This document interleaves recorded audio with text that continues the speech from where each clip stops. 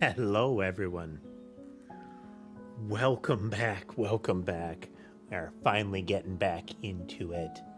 One of the cameras is drifting low. Should have noticed that. Oh well, we'll get to it. We're going to be getting back to our game dev project, but before we do, let's check in with the kitties. We do have, let's see. Oof. Well, Sammy was on my shoulder. She is no longer. Sherbet is on my headrest, briefly. Let's see. Sky on the bed, Mason on the bed. I think Ember might be up in the tree. Hey there, Oto. Welcome. I need to put out more food for them. Oh boy, our first break is going to be busy. Oh, good times, good times.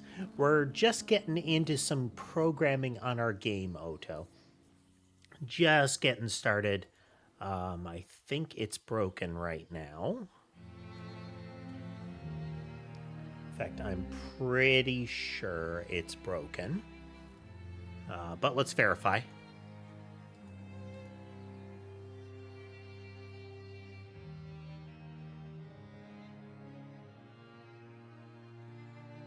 Just gonna get that out of the way there.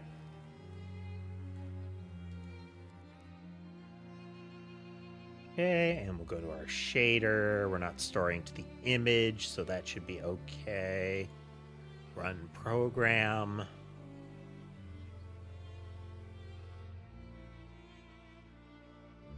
Oh, well, that's a further problem.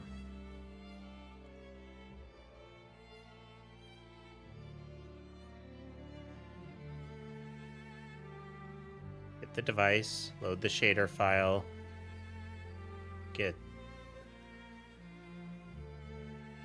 Oh, I think I may have moved that. Okay, that's why. So we're in services, flows.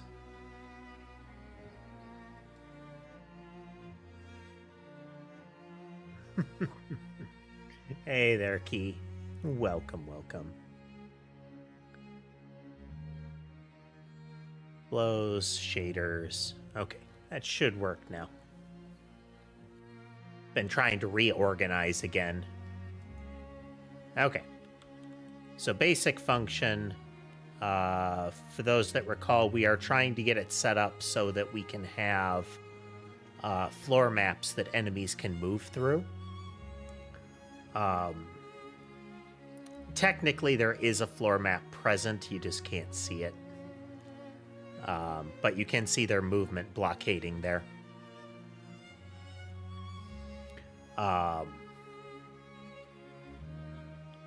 It's largely because it's broken right now. But we'll get there.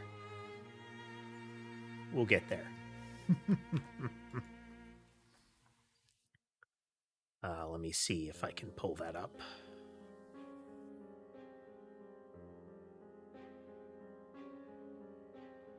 Survivors, data, flow, floor flow, EXR.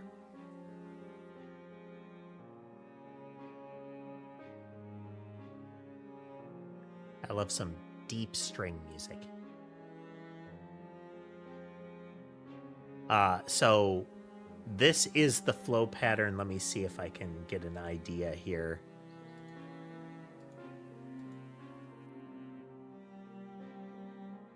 Yeah, everything is essentially pointing back up this way currently. Negative numbers show up as black when you look at them through a basic editor. But they're all pointing to the upper left corner. It is opposed by the base flow of movement. But we'll get there. We'll get there. So, part of the problem we were having last time was that we were getting an access violation during this. And what I discovered is that it all boils down to this part, where in the shader we are editing the output image. Apparently, if you do that a lot, very fast, across multiple processors in the GPU, it don't like it. And there's the chance on smaller ones, but it will happen on bigger ones that it will cause an access violation. So we need to redo that. We're going to be changing it, hopefully, today to just set to an array. Almost certainly, Oto. I'm guessing that there's something in the background as far as the memory for a texture in Godot's variation of GLSL. That once you, like, if you're in the process of messing with it, you can't mess with it at the exact same moment.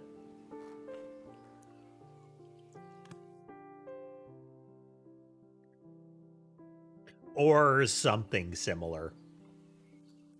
But long story short, it exploded. So we're going to be changing this little guy here to just be an array. It technically allows this to just be an array, the floor texture, but there's actual practicality to that one for it to be a visual element. The flow doesn't need to be a visual element. I will have code to convert it over to one. Even at large sizes, it's not too bad to iterate over all of the pixels in even like a 4K texture. And fill them back in. Is it cheap? No, but that would only be for debugging purposes and once per floor. Oh no, we won't be doing that every frame. This is a compute shader. This is largely a one and done operation. Why are we doing it in a shader if because of that? Because I want to. This is a bit of a learning operation. We do have a compute shader for all of our collision that we do every frame.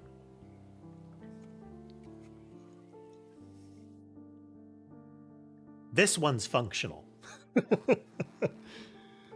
This one is largely just because, and I don't want the initial load when new mods are socketed in to be abysmally slow. And this lets it speed up real quick as far as generating these flows. Will the flows work? I actually have doubts about my idea as far as their function, but it's something that we can tweak very easily. For reference, what this does is it takes in an image and it looks for any non-alpha 0 stuff, anything that actually has visible content on it. And it's going to consider that movable space. And it will output effectively a pattern for how to avoid the walls. We pair that with another bit of movement that says this is where your target is. Like, if this is the 0, this is how you get to it. That's largely mechanical. That's just from your current vector to this one, but we may simplify it a great deal so that instead of constantly creating unit vectors of various types, we're just directly consulting an array and saying, this is exactly how you move in this particular unit vector. Extraneous don't need to do it, but we're doing it.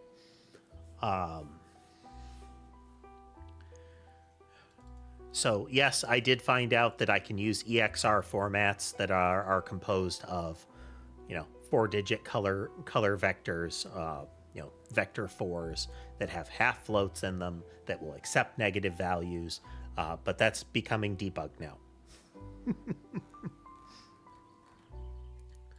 For reference, this is the actual flow to center image. Loading. This is what flow to center looks like.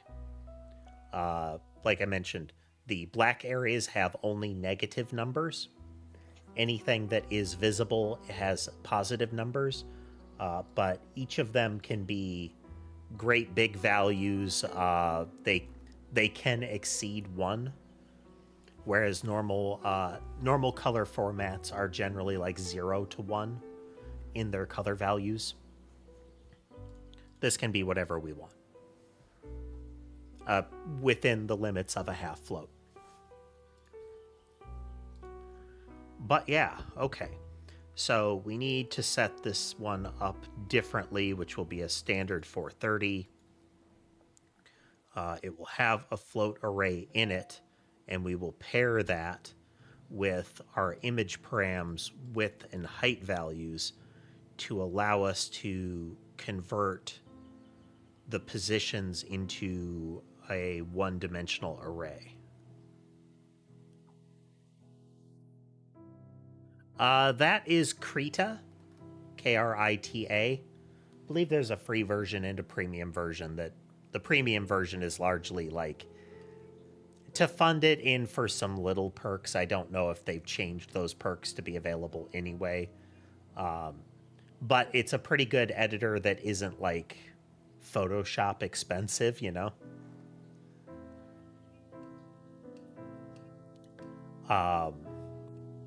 And the format is EXR. Hello, Oro. Welcome.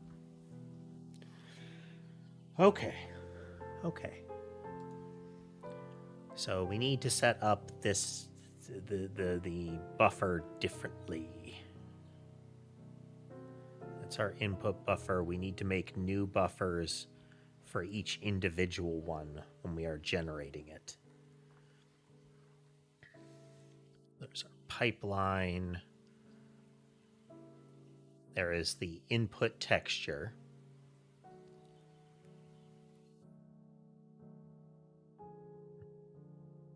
Well, welcome back.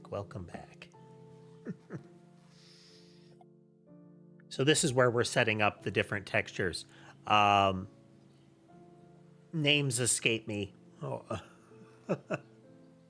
Names escape me. Is it 10 Rosani or is it Oro? 1 Oro. Looks actually like 10 now that I look at it. Blue on black. My eyes aren't great.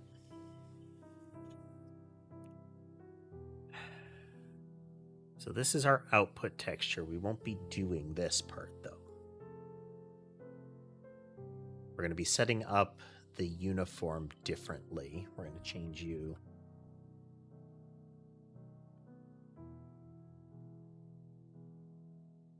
Okay, 10.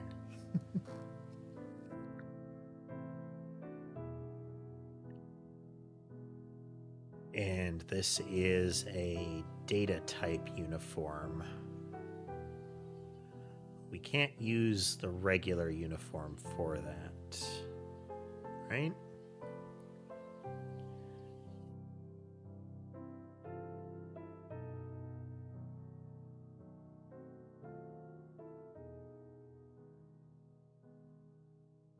Okay, we are creating that buffer up here. I'm refreshing my memory on this.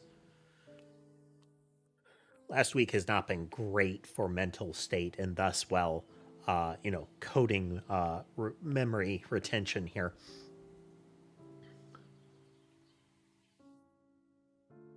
We create the buffer, but we're going to need to load that uniform into the buffer. Here we go. It is a storage buffer. Yes.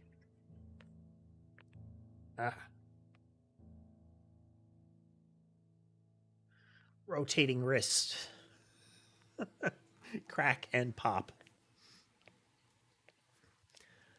Between gamepad-based video games in my youth, computers in my youth, and computers professionally, I have been dancing on the edge of RSI for pretty much most of my life at this point. So remembering to do proper arm rotations on the regular is kind of important. At least the surgery, if that ends up needing to be corrected surgically, is not as gruesome as it used to be.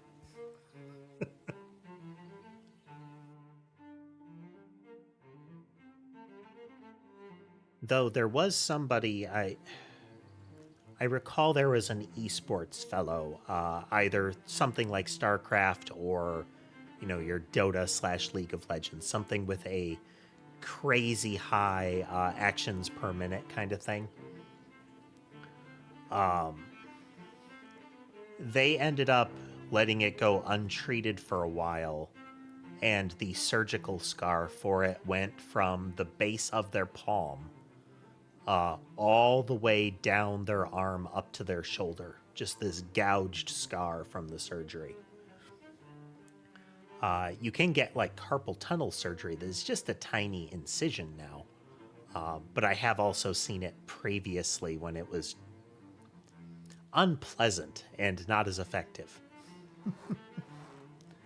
So I'm leery of that, trying to avoid it.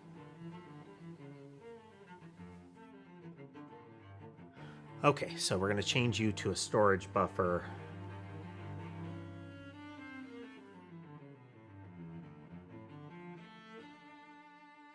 Binding 1. Now, we're not going to add the floor flow ID for this. The floor flow goes away.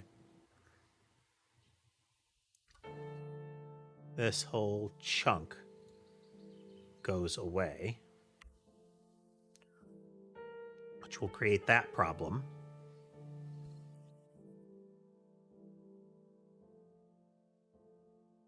This is where we're going to add the ID for the buffer, though.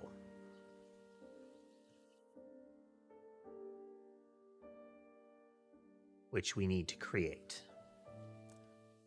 The buffer we can technically reuse. Oh. No, we need to recreate it each time.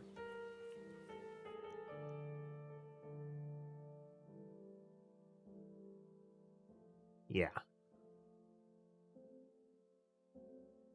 So the params buffer, oh, we're keeping the output buffer around.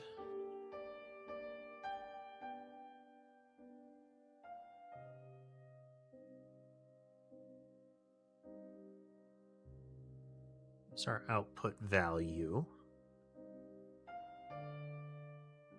Okay, no, we're not keeping the output buffer or the input texture buffer around because that needs to be recreated to the appropriate size every time. Have I played Hollow Knight? I have played the first Hollow Knight. Never really got close to completing the first Hollow Knight. I love the art. The atmosphere is kind of neat. Very cute art with the muted kind of heavily gray palette with bright strokes through it is always kind of nice.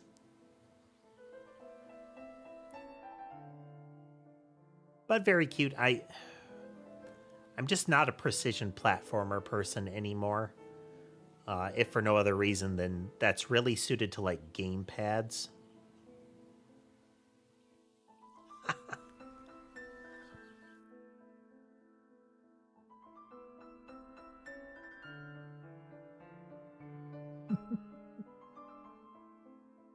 Can do. I have these, but I never remember to use them.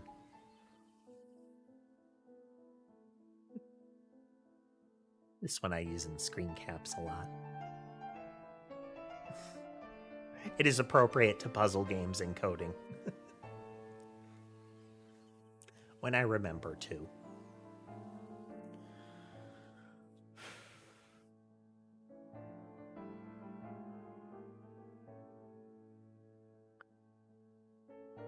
The output buffer needs to be changed to be local because we're only... No, we should actually keep it around. We need to keep this around because we need to get it back.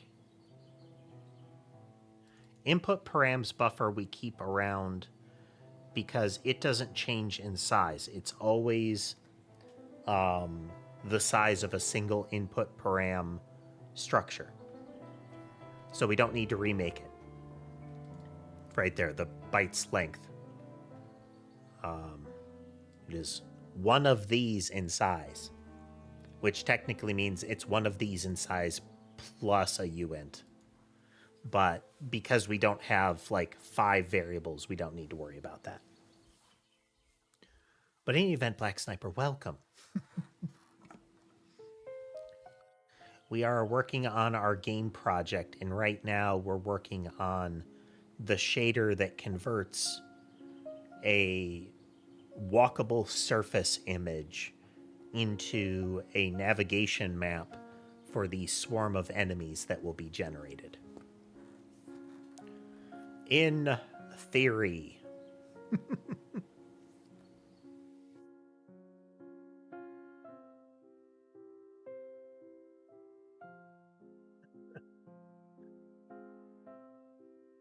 Oh, let's see here. Swarm of people coming in on the Twitch side. We got a raid, so... Hey there, Lunas and company. Hey, Lunas and Raiders. This is Visual Studio. Yes, we are working on our game project. At the moment, we're working on a compute shaders input.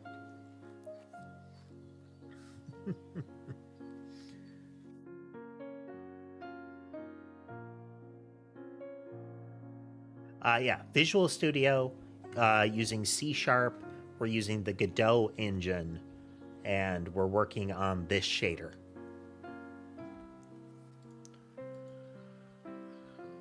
Trying to noodle this out. This entire project lives in my head for the most part.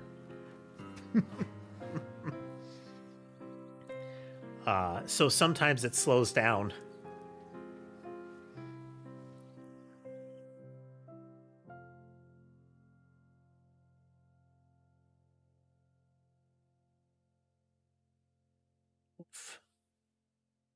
And thank you for the follows over there on the Twitch side, and welcome to all the raiders. Sorry if I don't get all of the individual names. And it sounds like Key orchestrated this. So.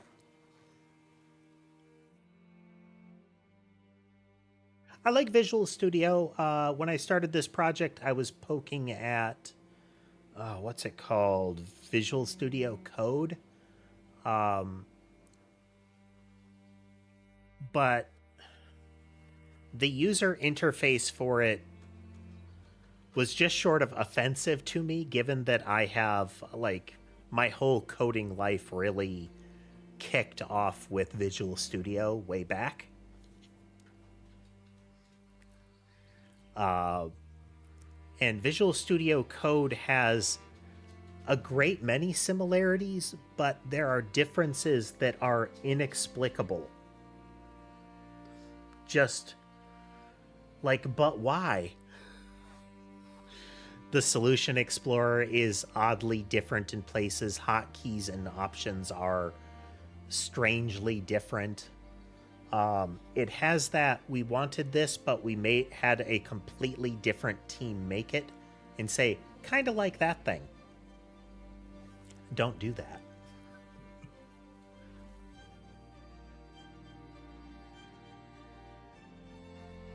I mean, for this project, we technically started trying to just do all GD script.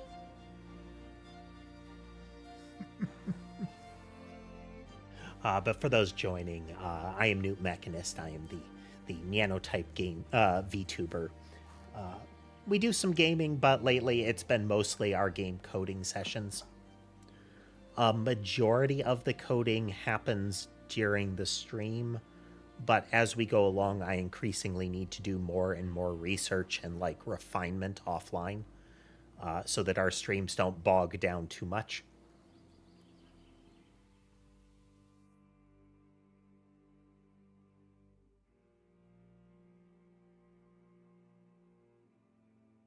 A cat has approached my feet. Since we do have new folks, let's check in with the kitties here. Still need to correct the tree camera, but happily none of them are on it. let's see. We have... Okay, Mason and Sky still on the bed. Sky has shifted to the blanket. Sammy is at her spot over on the shelf. Not quite glaring at me, but she's looking over here. You can see Ember over in the play area. Let's zoom in on that. Oop. That is Ember kind of in the top there. She is tiny. She's my second oldest cat, and she is by far the smallest. The black square is a TV showing, like, birds and stuff. And Ember is one of the two that is very passionate about trying to get those birds. But we generally have the camera over here on the bed. Since we have actually had all of them on this camera before, but 2 to 3 is pretty common. It is the nap time area.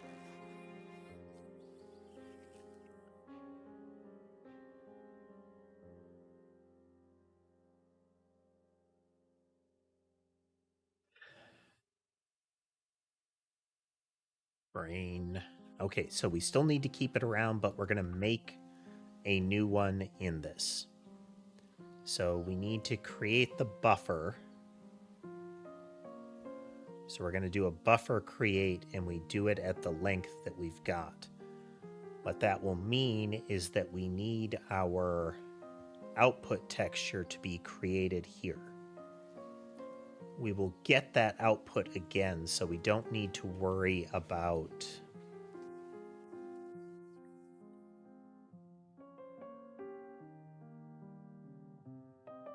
We should have it as the same size.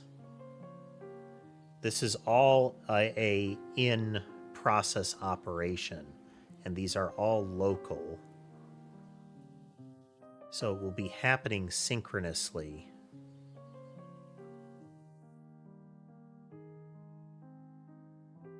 No, we'll create it locally. We'll create it locally. All right. Float array.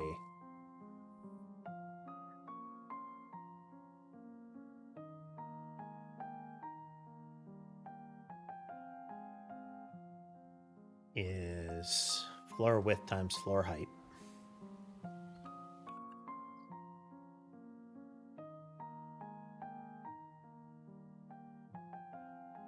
One thing that this stream has been a fun little experience in is that the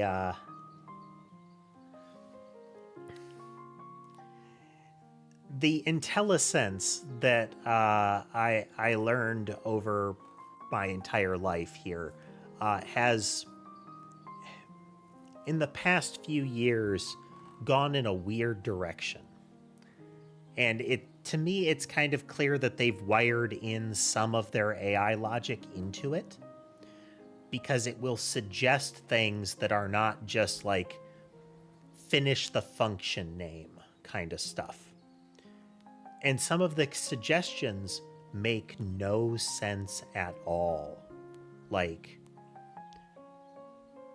either that's definitely not what I would want given the rest of the code that I have written in all of this stuff, or that can't compile. Stuff I've seen things like, hey, this float array is equal to new vector 4. No. That won't do. I mean, technically it probably would do. Just you would not do.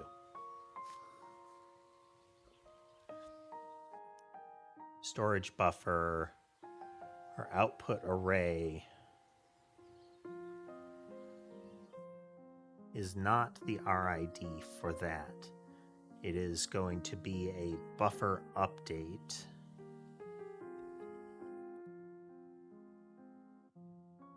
It's not really a buffer update that we're doing for that one. All right, let's look at our collision manager and verify how we've got that.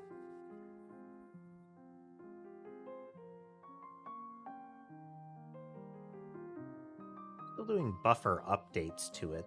That should be fine.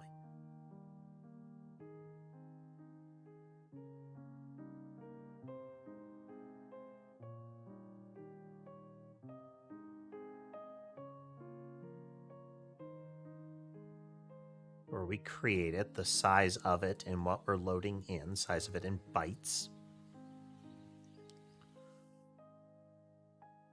We should make it a byte array as a result.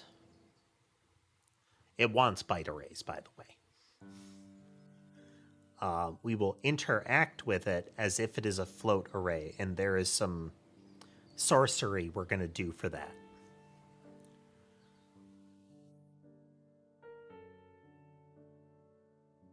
Yeah, we're just going to do buffer updates on it. So we create the buffer of the appropriate type, then we do buffer update. All right, Flames. Thanks for swinging by. Thanks for joining the raid.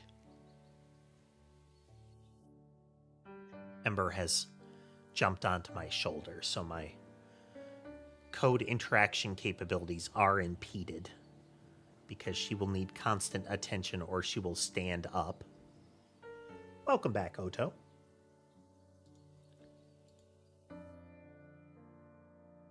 Okay, so this should be bytes. Byte times size of float.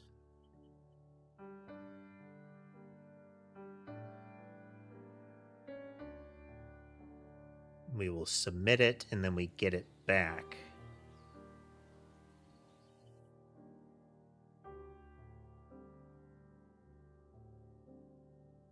So output bytes here for the name.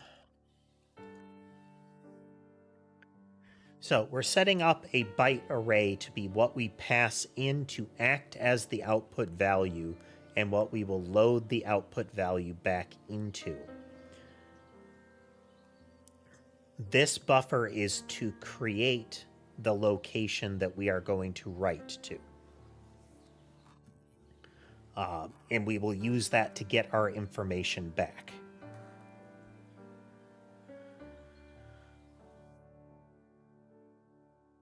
So we need to create our buffer here.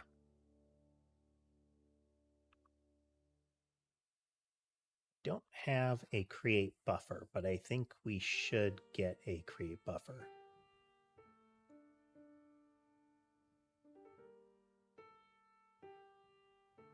Create buffer is simple enough, but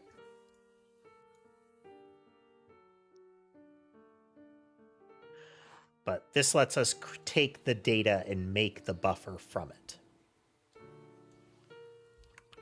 So we'll just nab you.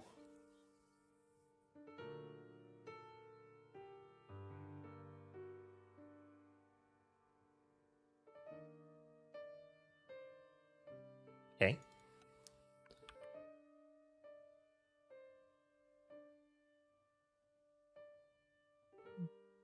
Say RID, it should be, so RIDs are resource identifiers in Godot.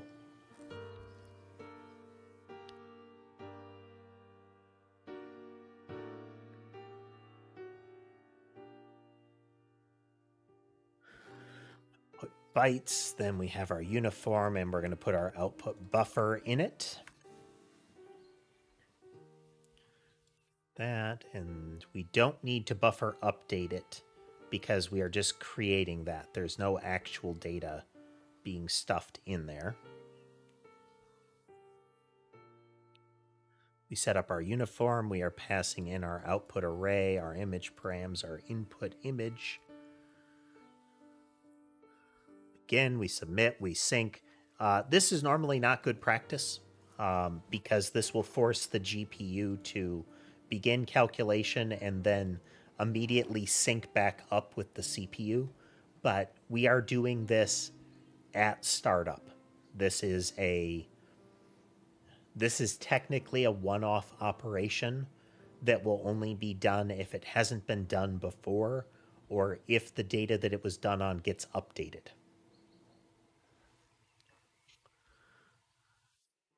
Okay, we are not doing texture get data for this.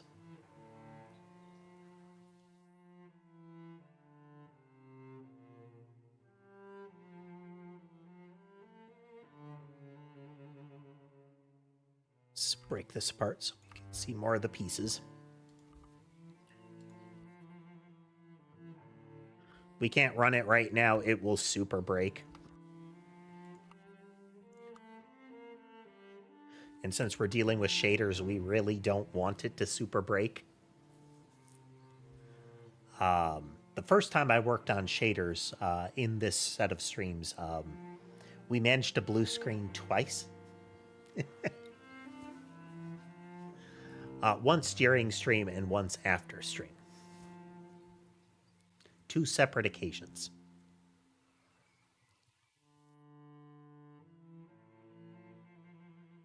It's not going to be this.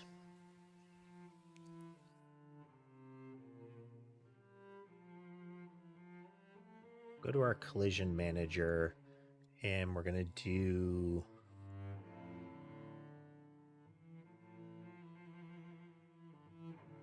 On world steps done is when we're starting it, and then on game step should be where we check it. Yes, okay, so we get the data. We are going to do a buffer get data on that buffer.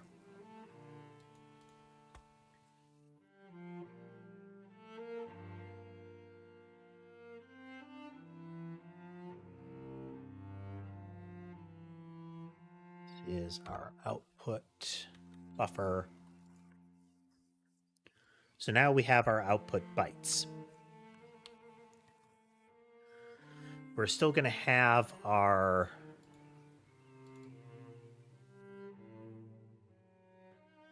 This part's going to be different. This needs to be adjusted. And we can short circuit some of this.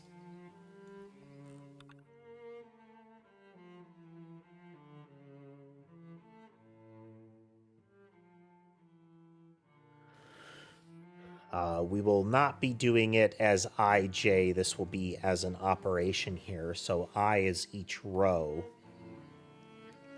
So that will be I times floor width.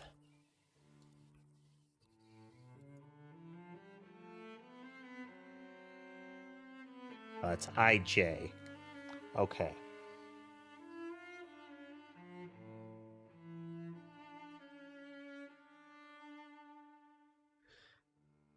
We will be getting the data during this step.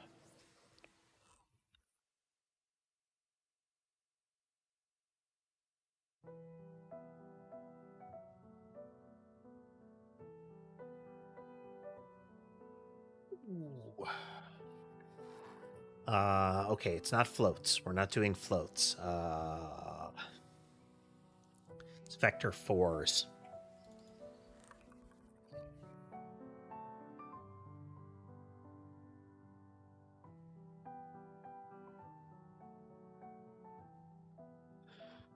Ooh, okay, we're gonna have to do memory marshalling here.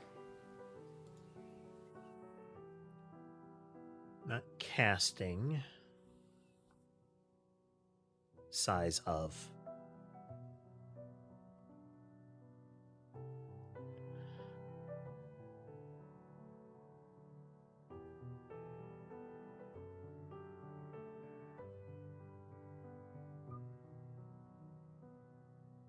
Sky. What? What? All right, I'm going to be back real quick. I got to check on a couple of things, and Sky is going to wreak havoc if I don't fill the food dishes. So one moment.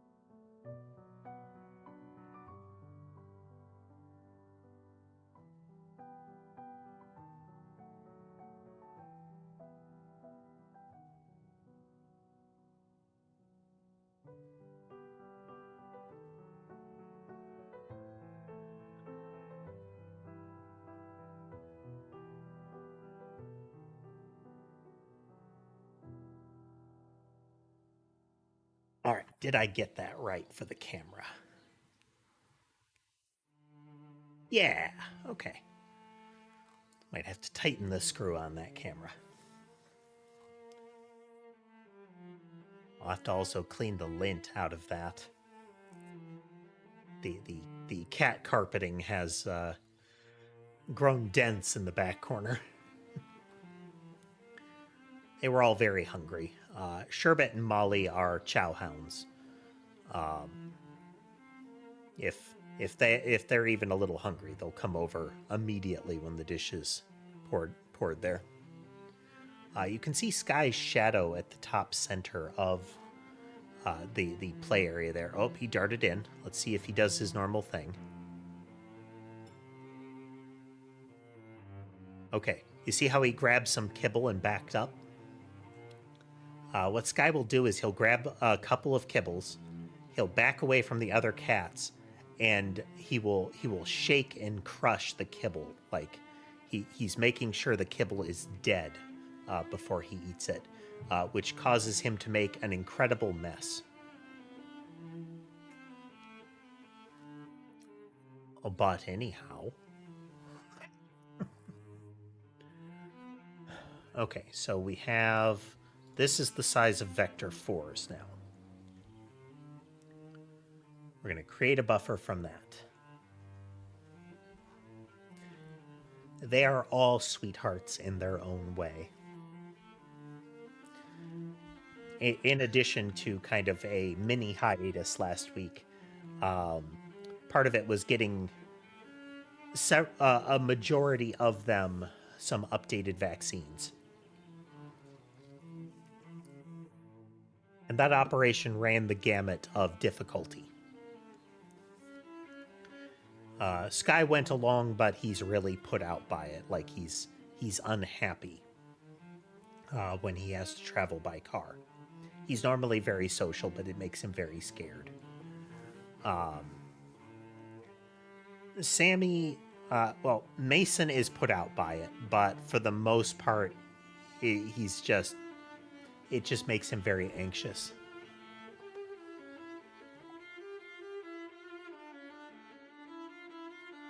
All of the cats are spayed and neutered, Odo. They're all also entirely indoor cats. Maximum health and safety. Let's see.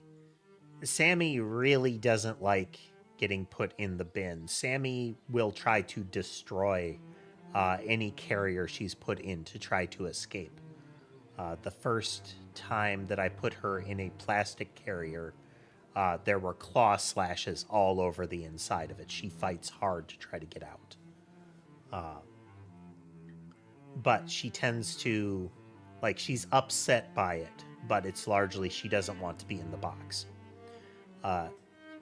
Sherbet goes into full panic mode and is the hardest to get into a carrier.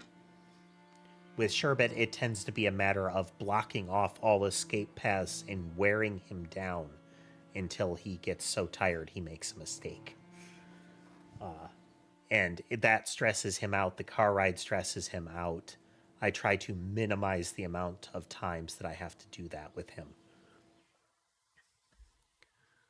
Because he reacts real bad to it.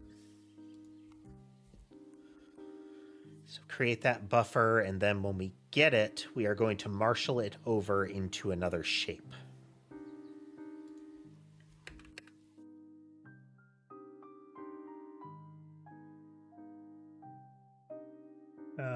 Should be in here.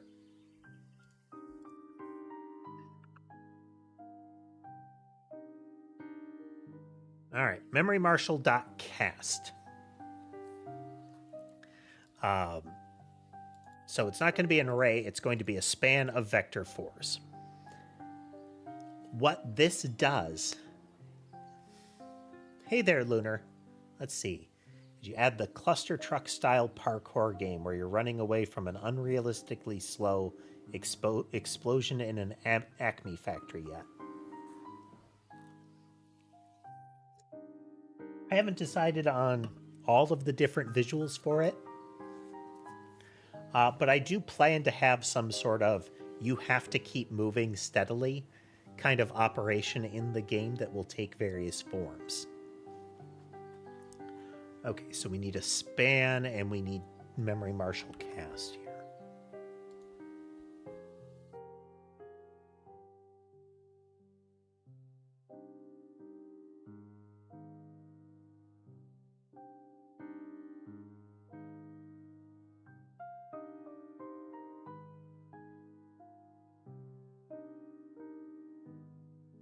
Okay, so what this does, we have these output bytes. We have a byte array that is going to contain the data that we have here.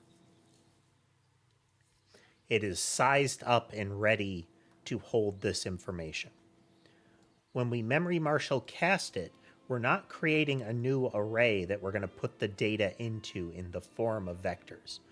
We're saying treat this array, the layout of this array, as if it were a span of vector 4s.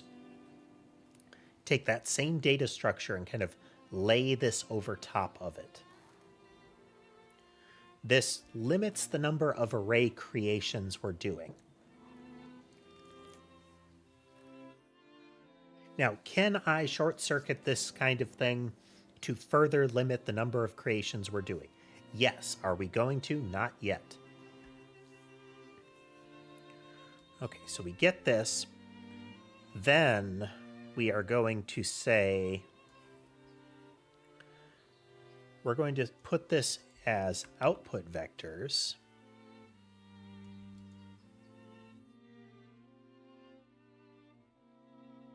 Should be able to use a vector 4 as one of its initializers, right?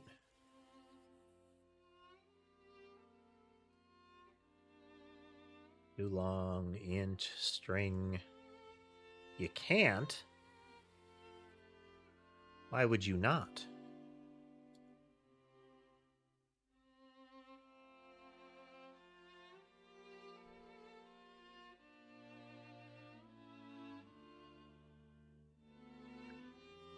They need to be vector 4s because the shader knows what those are.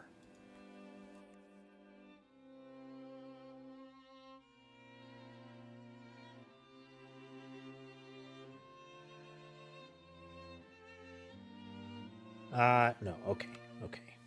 We say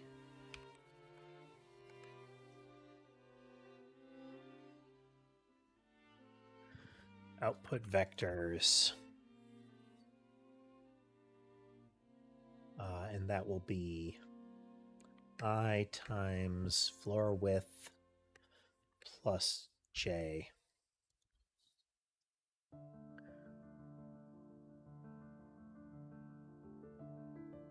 No.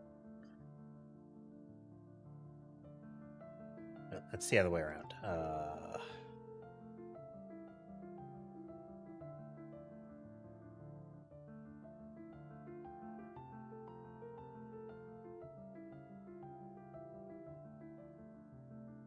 No, that's okay.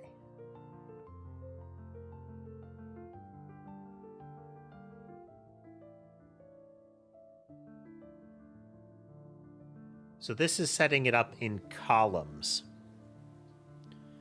is how we're setting it up, but that's okay.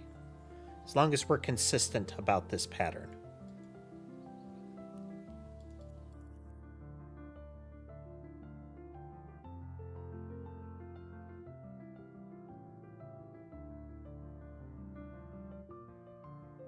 I gave you food. I did.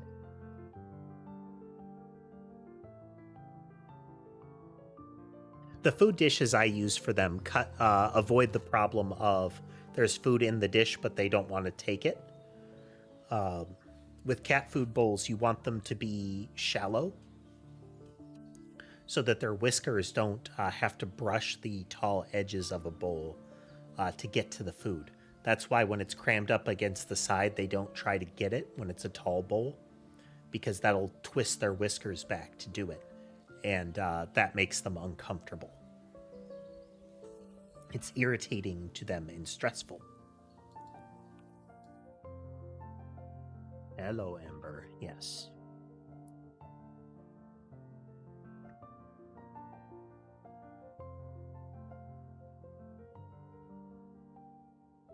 typing around cat.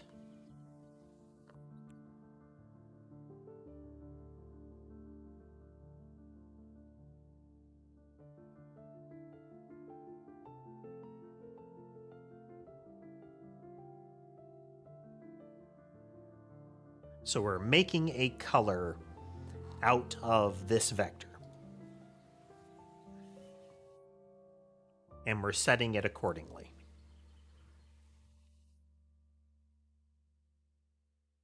So then we need the corresponding values in the shader. That would be the result.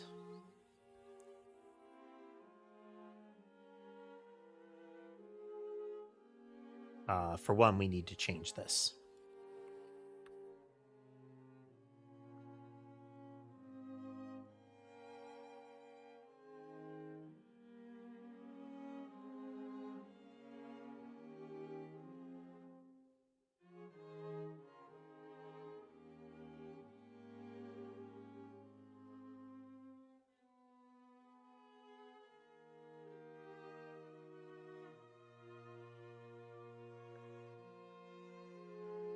Come on, baby. Come on. You need to make up your mind.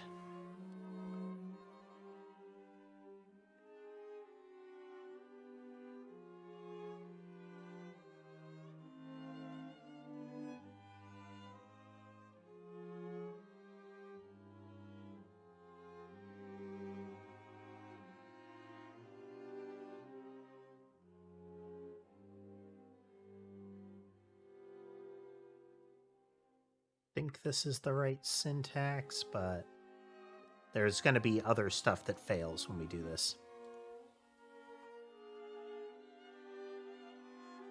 But we're going to kind of step through the errors here. Testbed, flows, shaders, GLSL.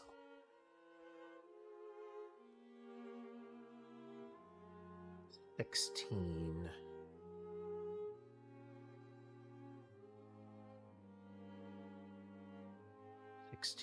Is when we are declaring that. Do we need to use this notation? Oh, that is a vec4.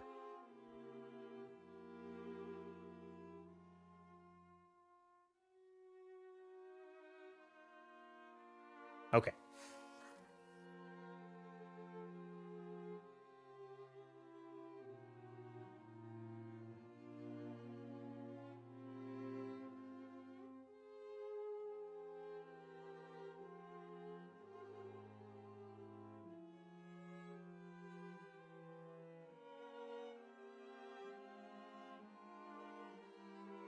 For our flow color, it's a new vec4, getting the direction.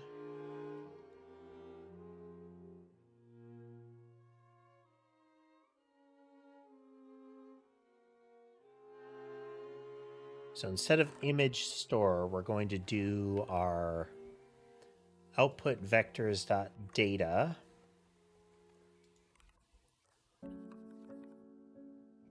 And this will need our I and J here.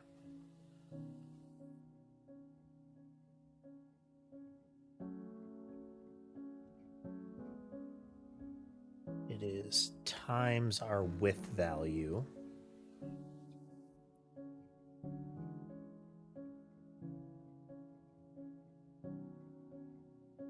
Which is image width.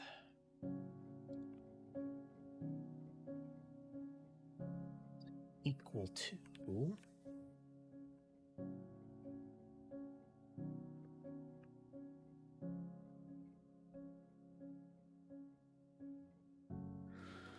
flow color. Still compiles. Okay, this is testable now. Does it break? Wait, it's just not going to work. Oh, no, here we go.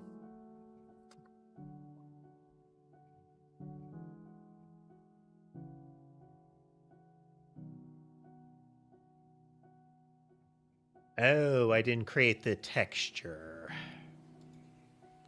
Womp womp.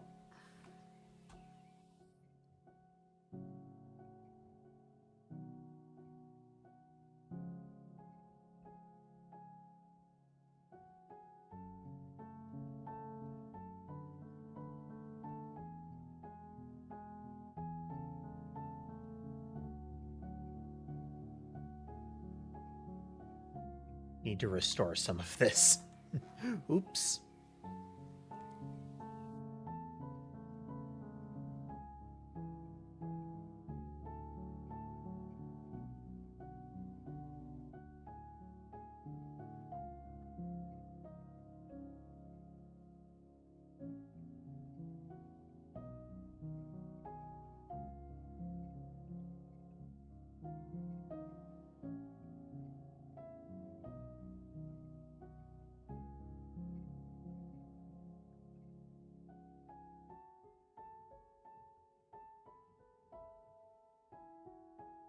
Why it not do?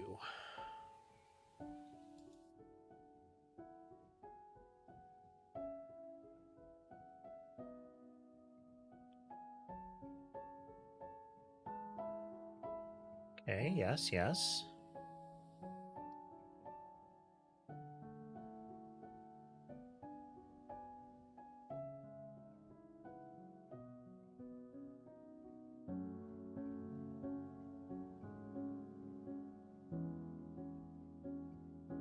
It is indeed created.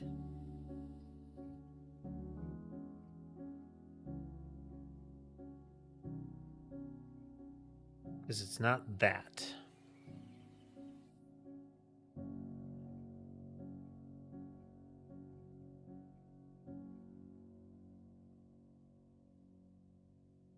Where did we get that before?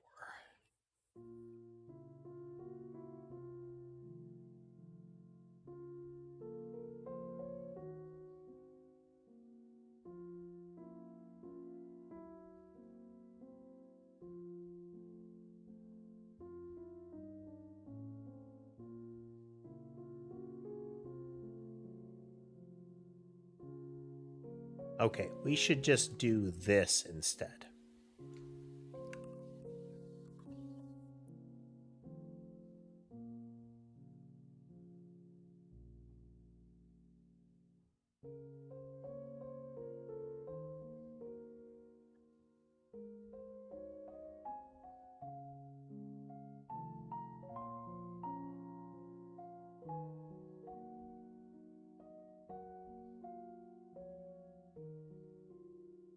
Are we creating it elsewhere?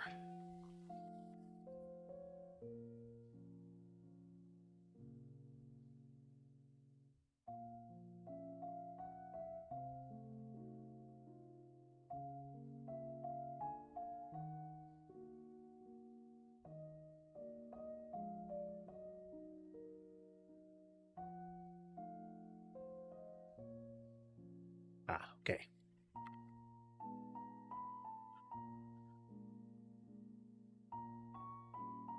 We don't want to create it from data.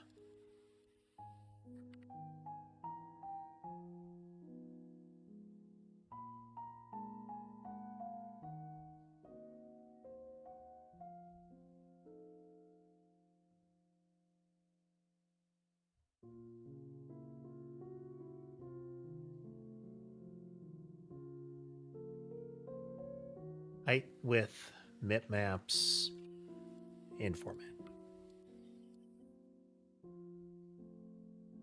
RGBAH is the EXR format.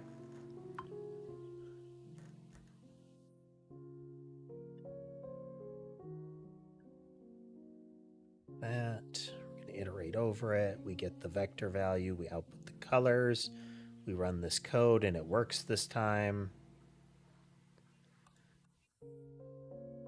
Check here, floor flow test was just updated. Wow, right on the hour.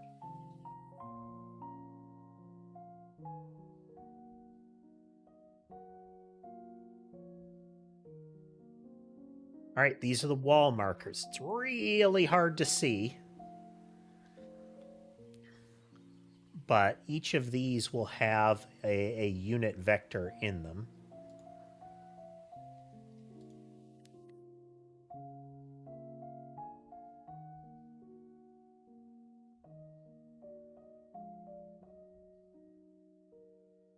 So negative red, positive green.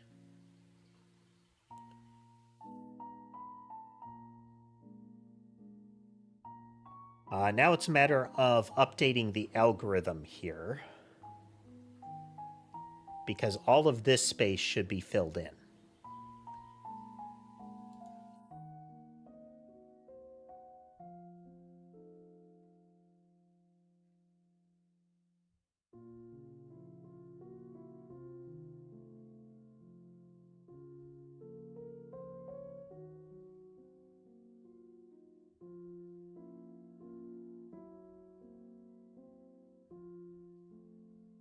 So the problem here is that direction might not be filled in. Here's our search value.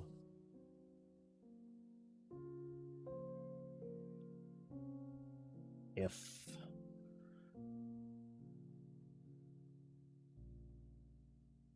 it's not equal 0,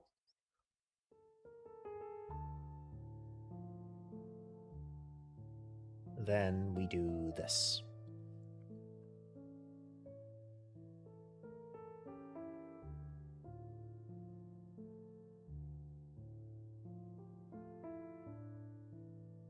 Double check in Godot that it compiles. The Godot editor is to ensure that that shader compiles.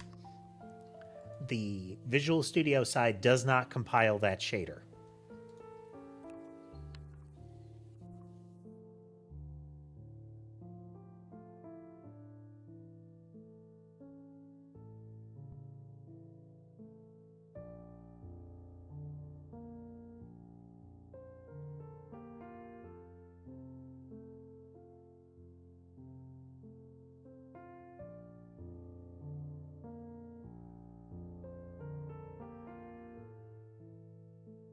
This just blocks the edges, but this whole other region here.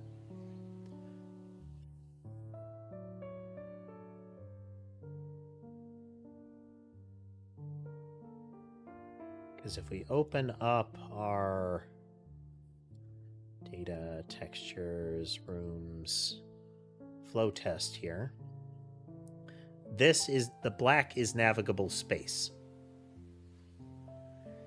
So these are dead zones. These should all have information in them.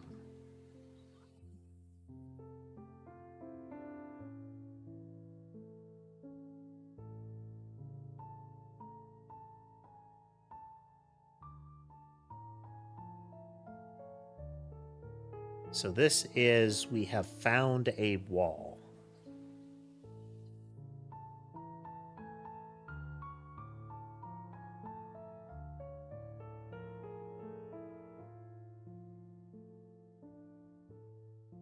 And we only go here if there is color in it.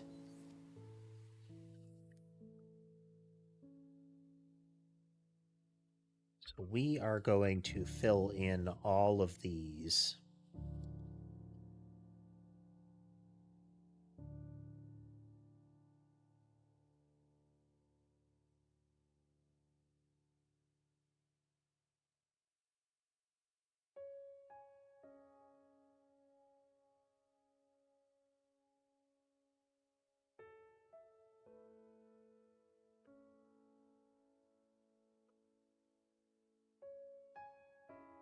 One divided by 0, that'll go well. Hello again, Ember. Hello. Ember is very snuggly.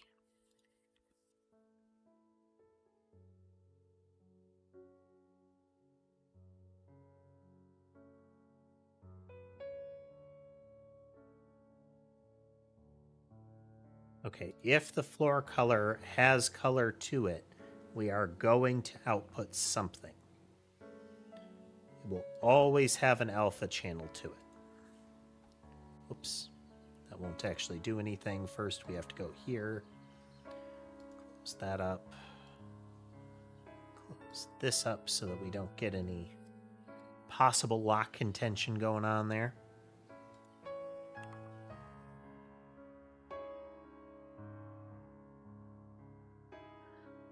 Tab, data, flow.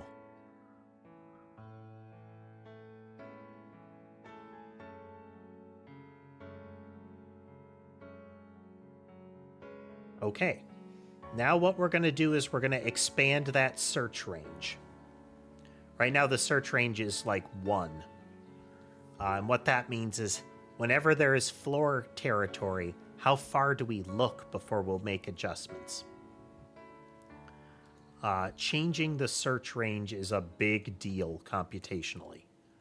It's each pixel will look around it in the search range to locate a possible wall. So when we're messing with search range, we need to be real cognizant of that. We're going to do twice the average size of an entity here, or at least of their hitboxes. So that'll be 30. No, it'll be 16 because the base radius is 8. This will be much slower. If we get an access violation, we know it's cut itself off. I don't know if that actually saved properly. Shouldn't have needed a recompile. There we go. So the border there is, again, the direction you move to get away from the wall. So let's actually run this.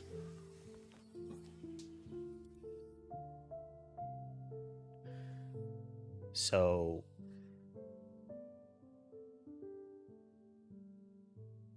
we will need to account for dead space in that they don't move if it's in dead space.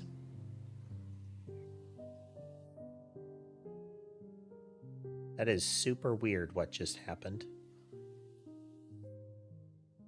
Because they're still around.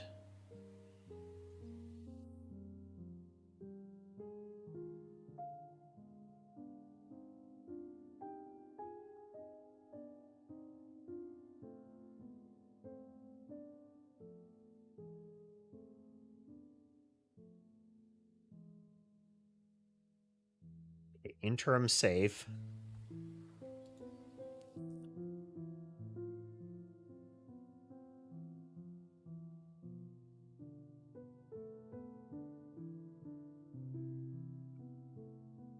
I don't use this as an actual, like, push to production at this time.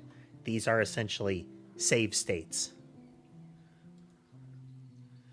Yeah, it does have that no clipped through the floor kind of vibe to it.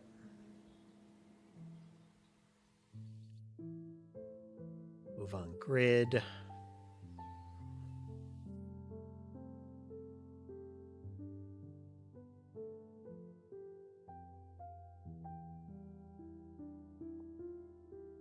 It's going to say get floor flow. We need to make sure that the floor flow is output.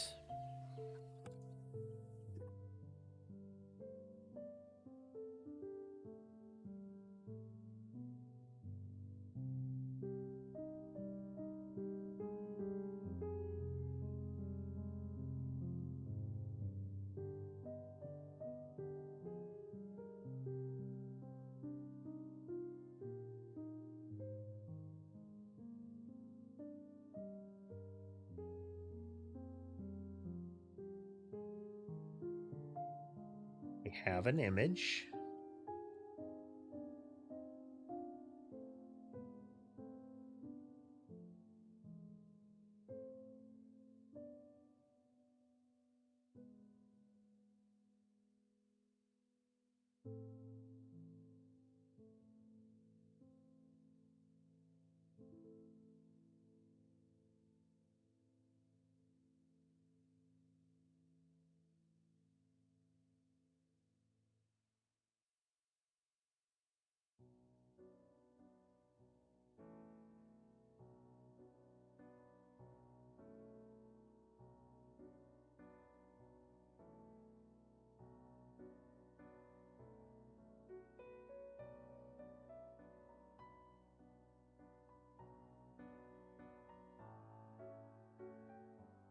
add it, and then we normalize it out here.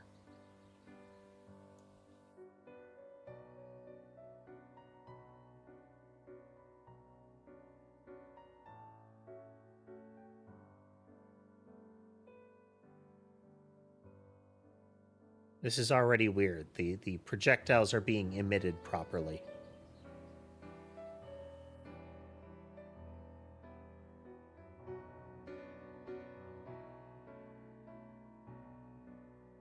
Not a number.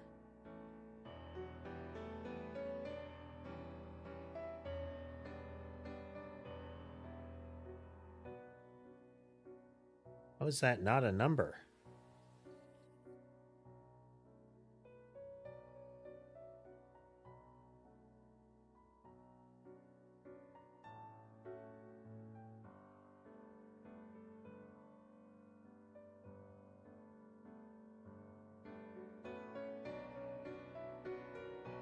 As an integer.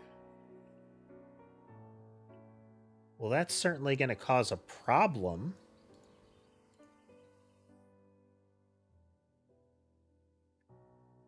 Yeah, that's going to make it go completely haywire. Okay. So why is not number?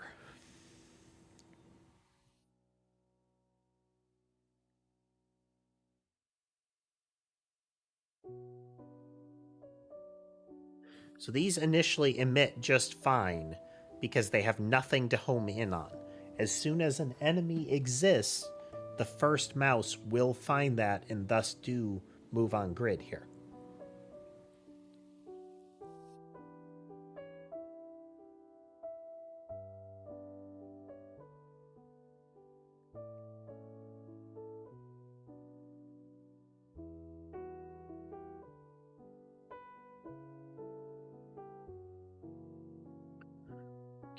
Okay.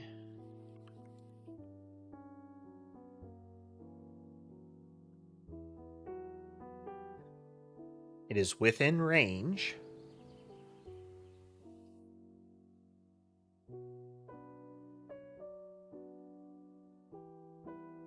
Pixel head. Oh.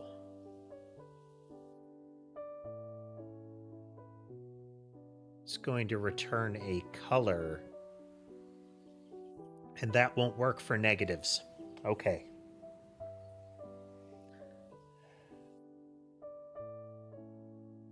We don't want it to be an image. There's no reason for it to be an image.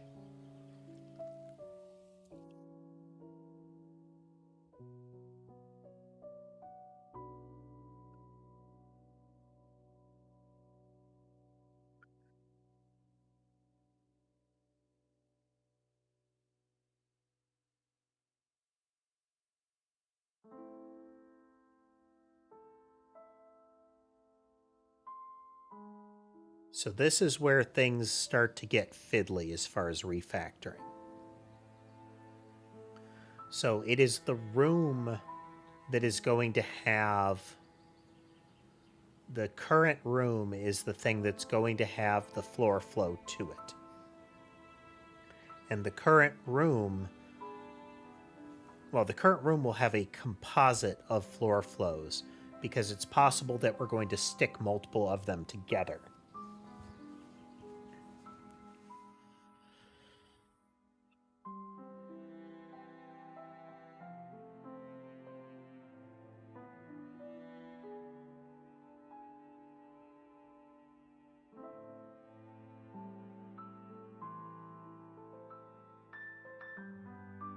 That makes it array space.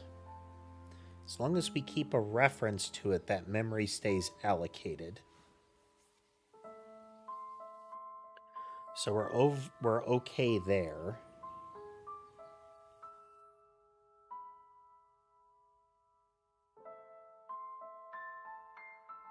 We don't want to get the whole floor flow. What we would want is that the flow generator makes it. Then we can have something manage that. We'll move it into floor flow manager, which will keep them around and act as a reference source. But for now, we'll put them in... we're We're going to put it in the generator because that's what code is using. Okay, we don't need to remake the things over and over.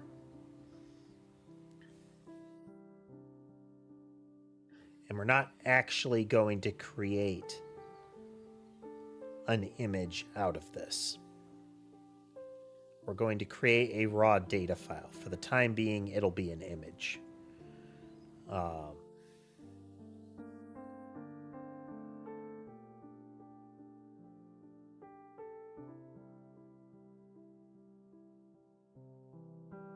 Actually, let's run to here.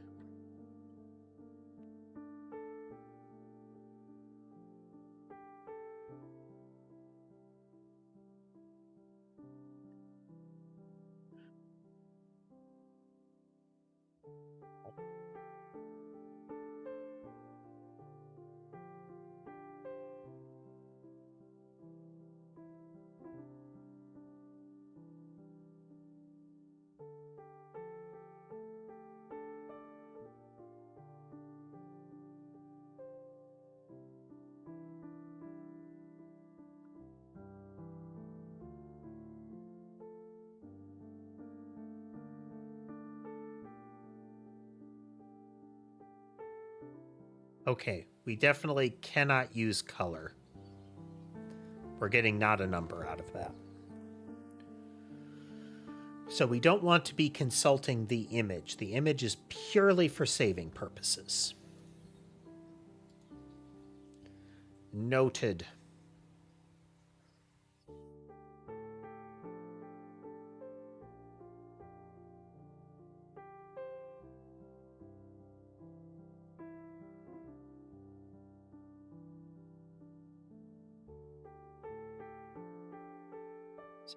Vector 4.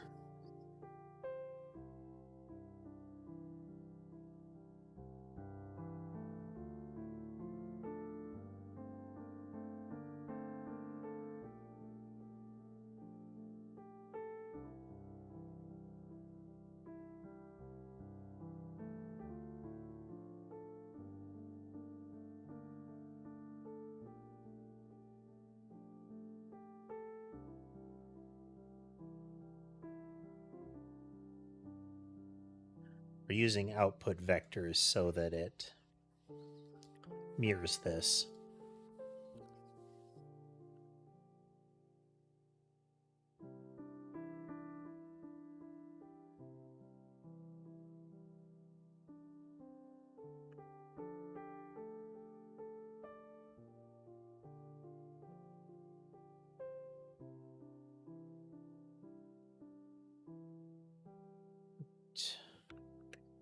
Width and height.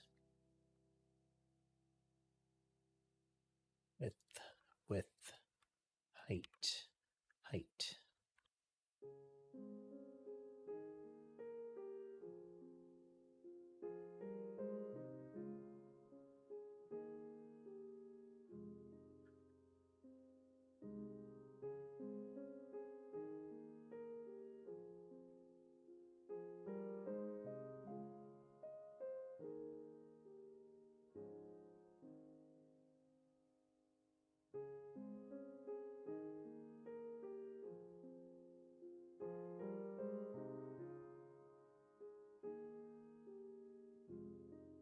Width, height.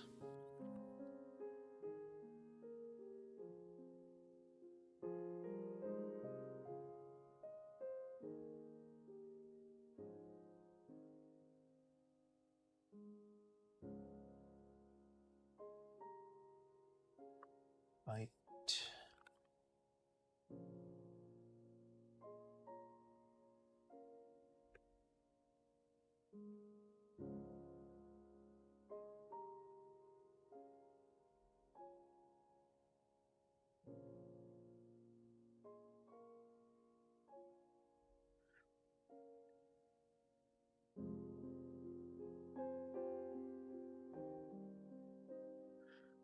Okay. We're removing the stuff that we...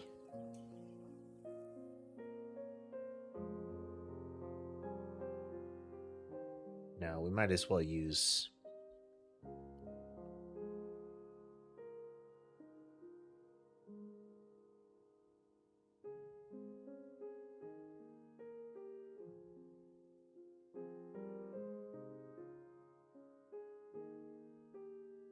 We might as well pass that in because we've already marshaled it. We want to keep those bytes around. We want to keep the span around.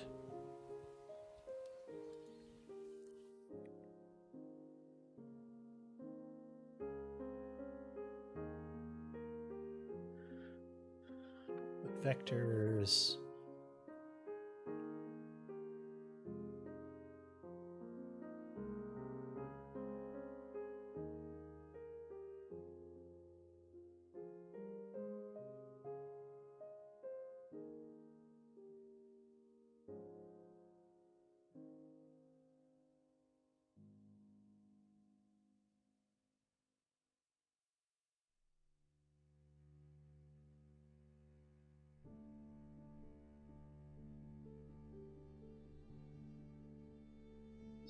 Also gets a file path, but create floor flow shouldn't need a file path.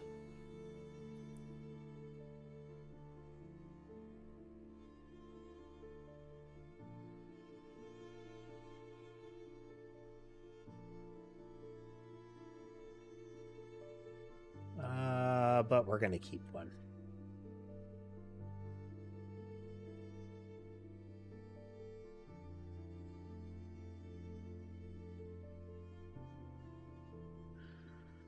Because it might need it.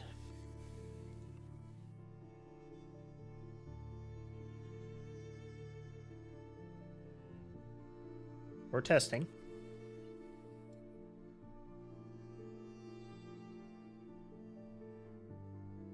We run it again. Oh, hey there, Aya. Sorry, or Yopi. Sorry. As far as progress, we're working on the way enemies move around right now. So it's kind of invisible, but...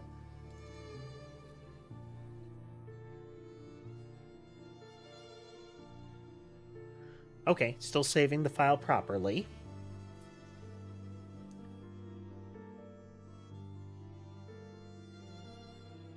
So then we're also going to store that flow off. For now, we're going to put it here.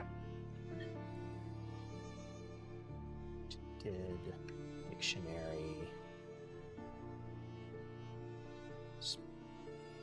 string span of 4.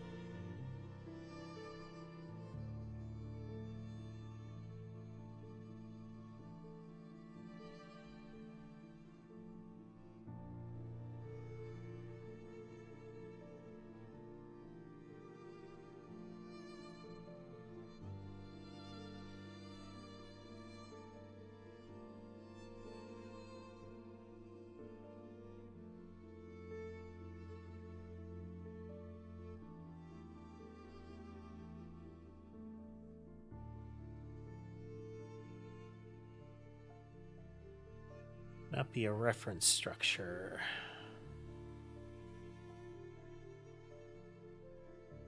Tell me more.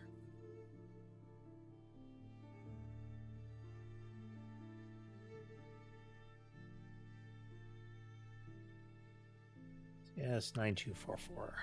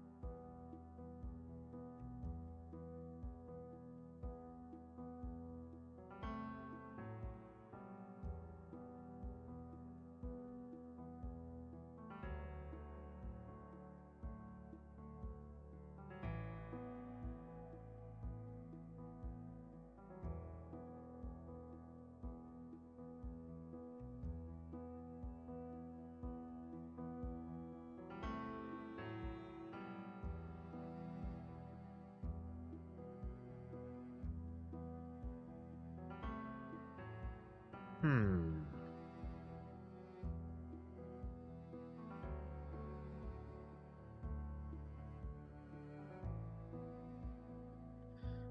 don't know how expensive the cast is, but we could use...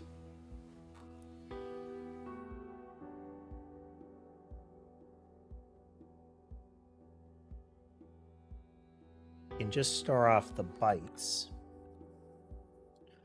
and cast them when we need them.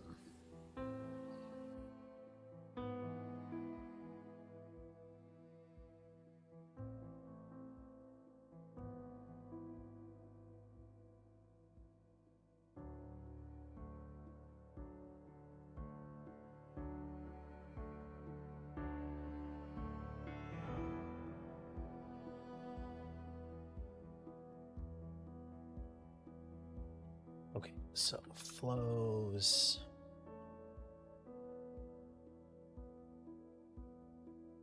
Want our texture key.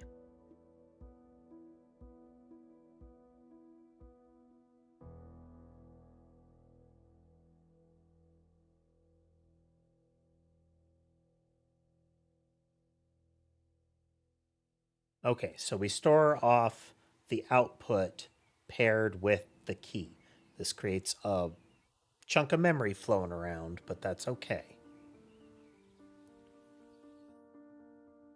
So then when we need to get that,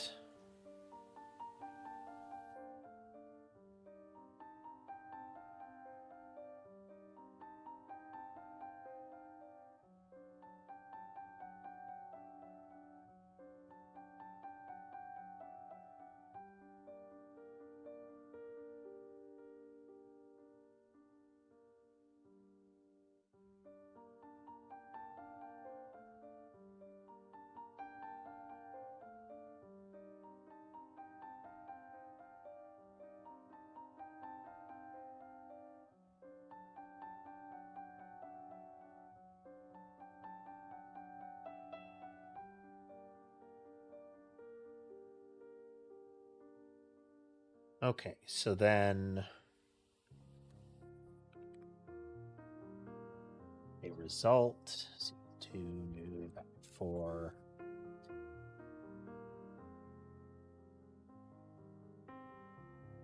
that'll by default. We only need that elsewhere. We're going to return result.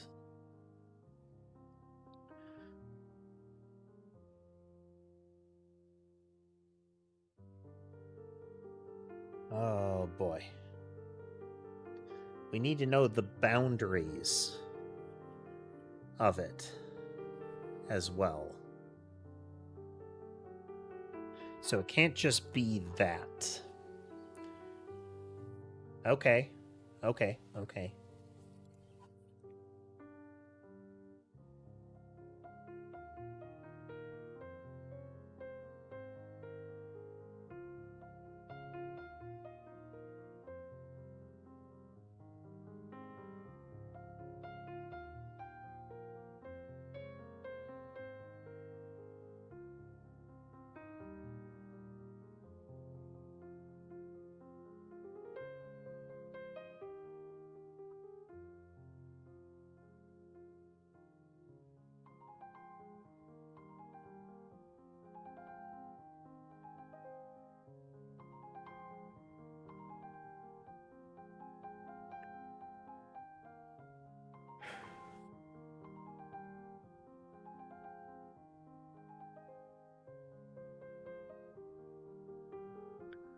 Science, F span, vector 4.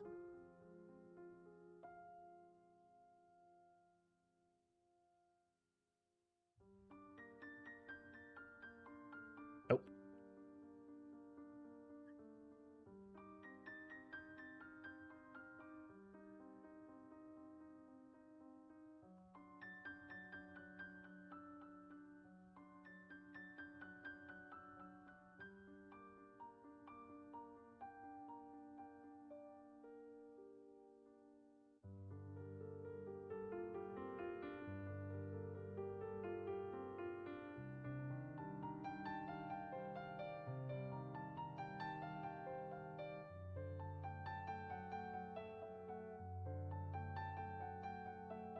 All right.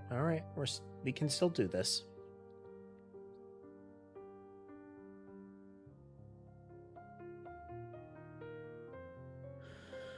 This is still fine. Everything's okay.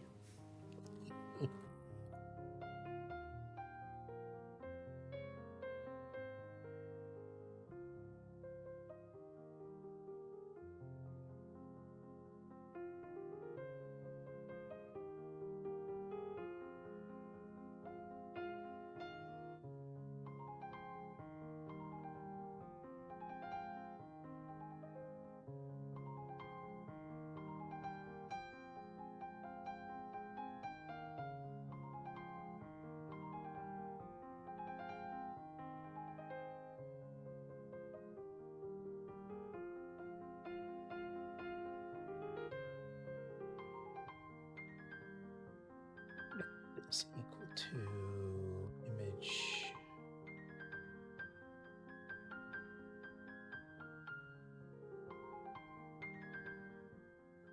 width. So what we're doing here is we're storing off all of the metadata that we'll need.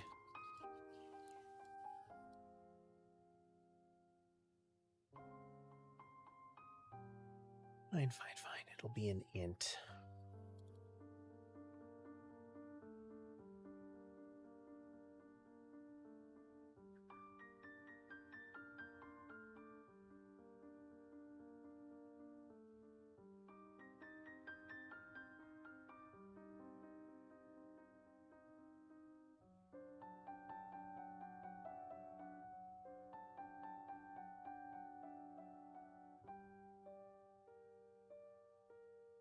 Not going to call this one anymore. That'll cause problems.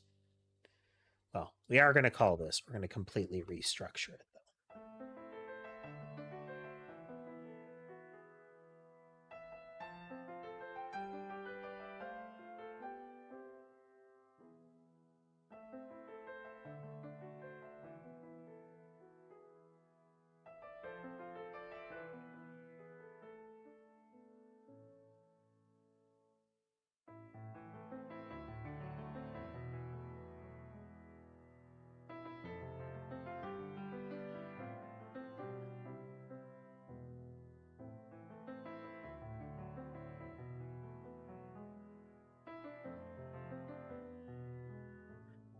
Doesn't contain the key for key.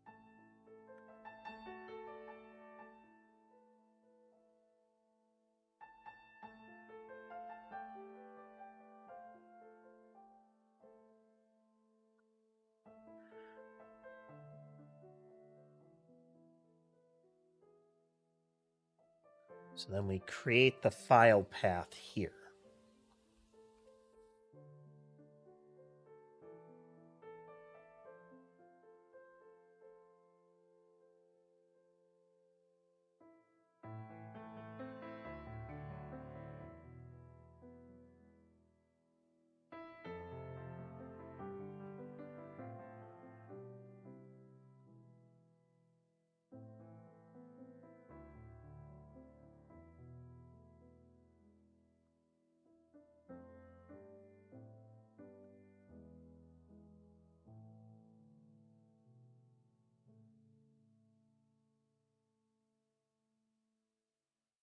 Okay, so if we don't find the texture that we're looking for, and this key might be something else. This key is probably going to be the room key and not the textures, ultimately.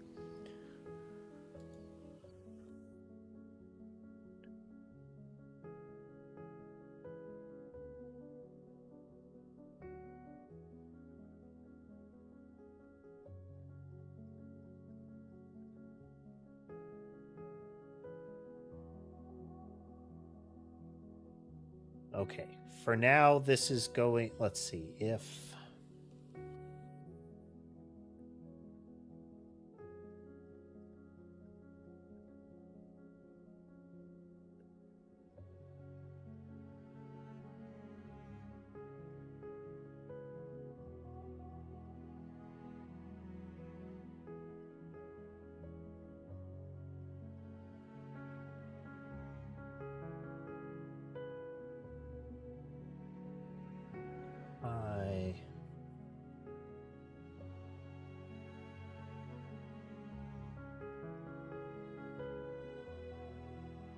Can I pass?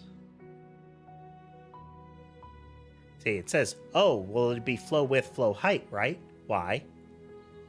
Why is that what you would think?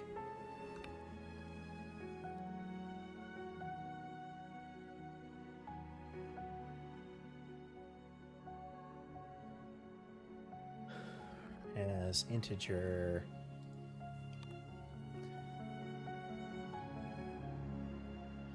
explicit cast.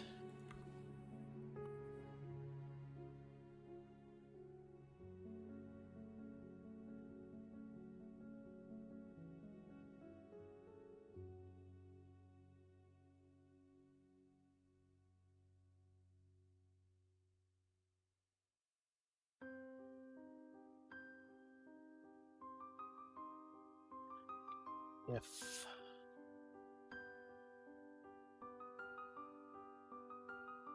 this be at least 0,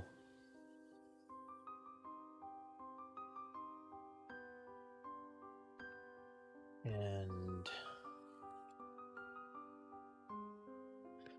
less than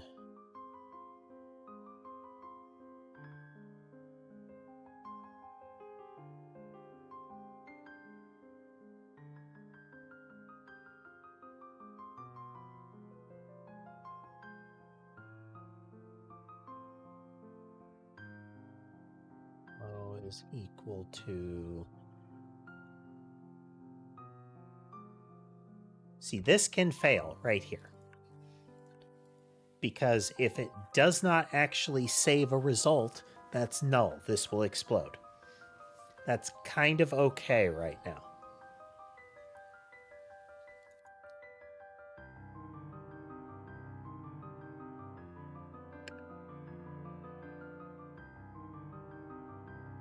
And that. And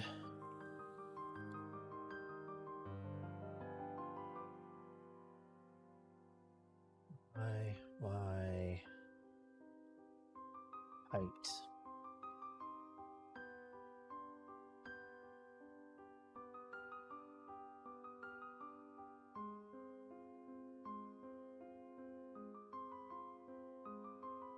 Then put that there. That's not actually what we want. Copy this, and that's going to be dot flow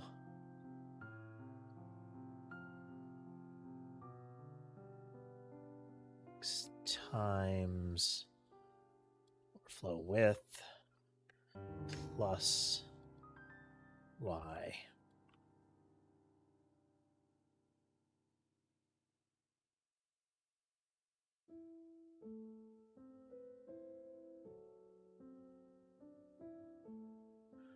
Oh,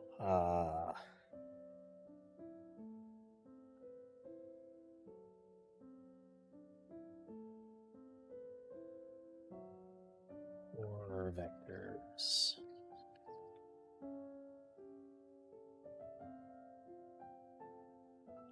Or floor dot flow.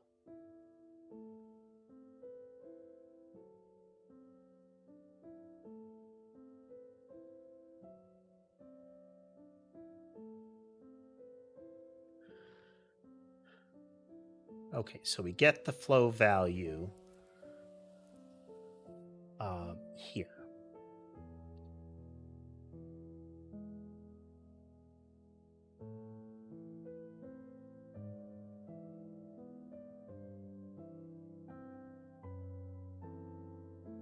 We are directly creating the floor flow there. So we're never going to call get floor flow.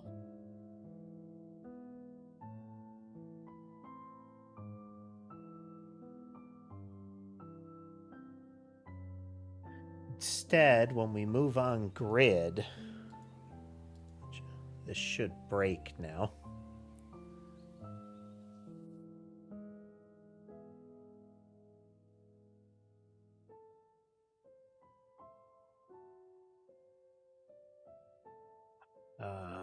To definition, That's not what we want. Same with this, is we won't be using get flow to center. We'll store it off differently, but we'll leave that alone for now.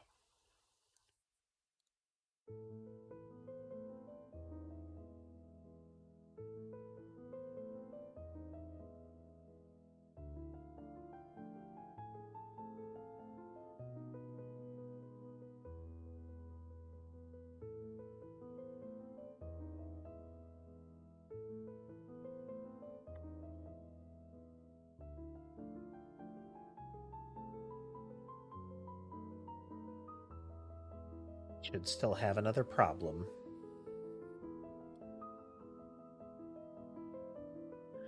Right here. So we're not going to use floor flow here.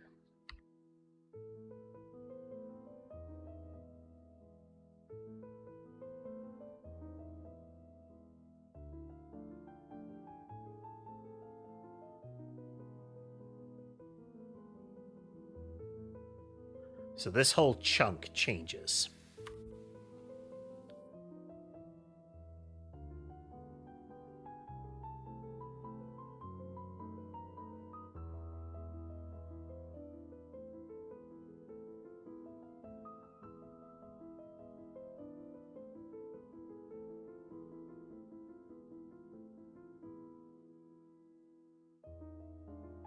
We're keeping this because I wanted to get this value here. So this chunk changes. We are going to say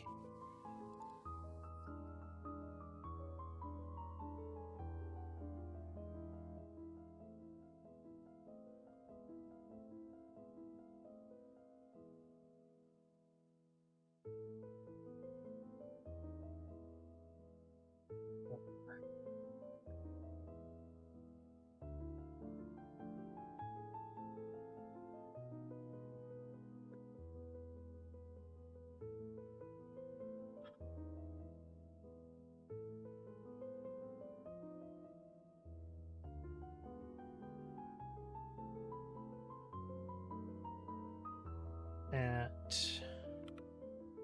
dot flow value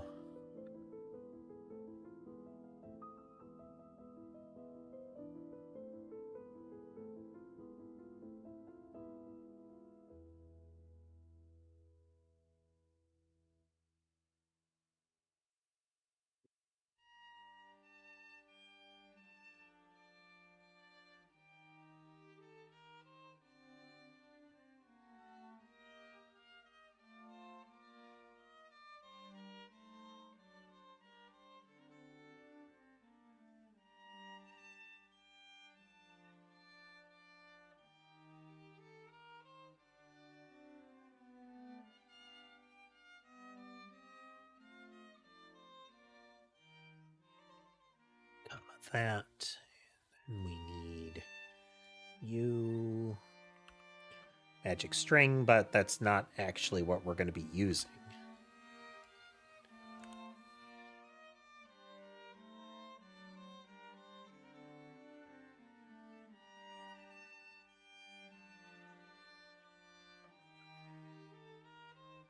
So there's our flow vector.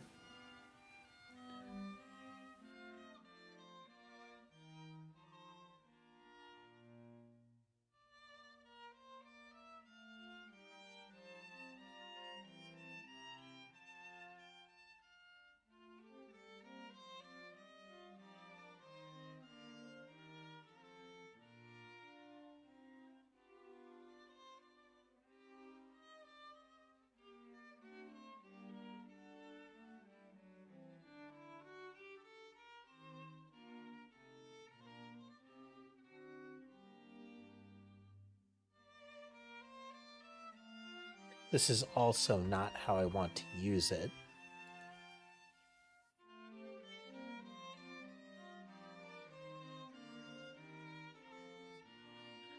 It is not 0.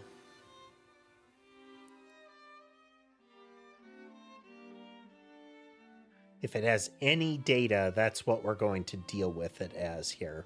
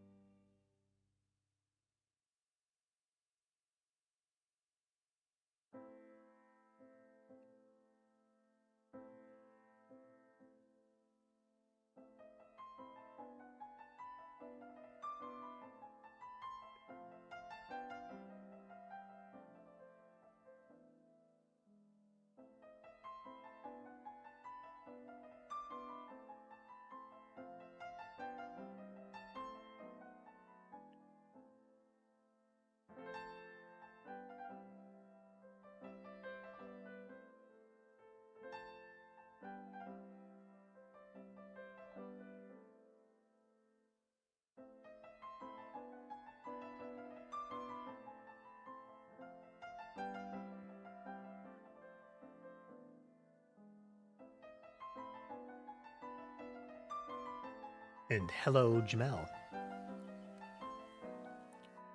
Welcome.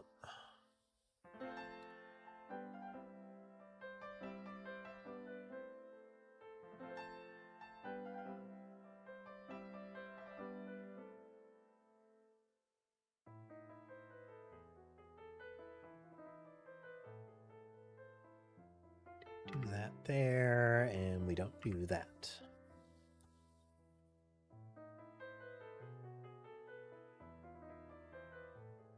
And this will totally work.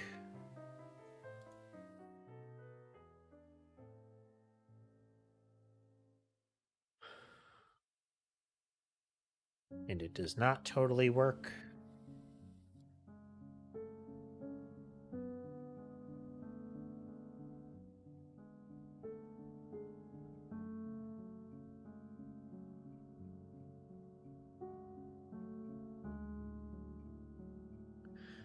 I wonder if the cast is not functioning the way that we want it to.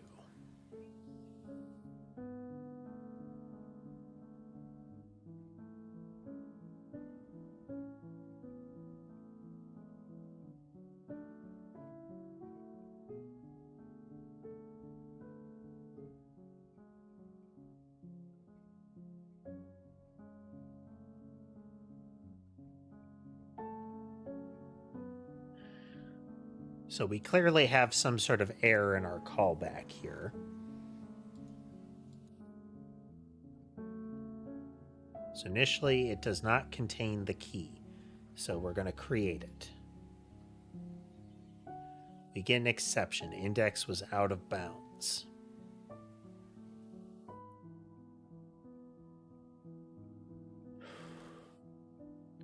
It's going again.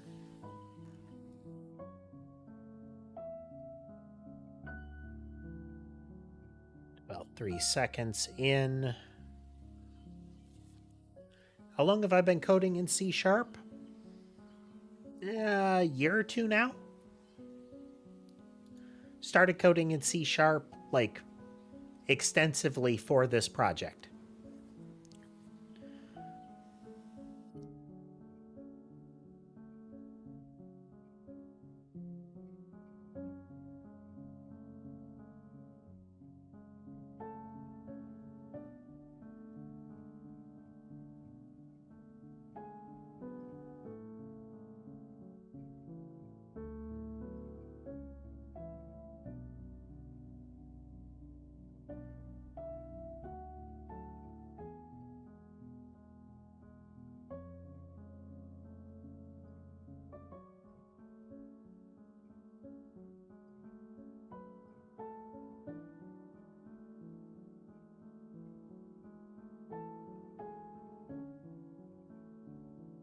Cursor.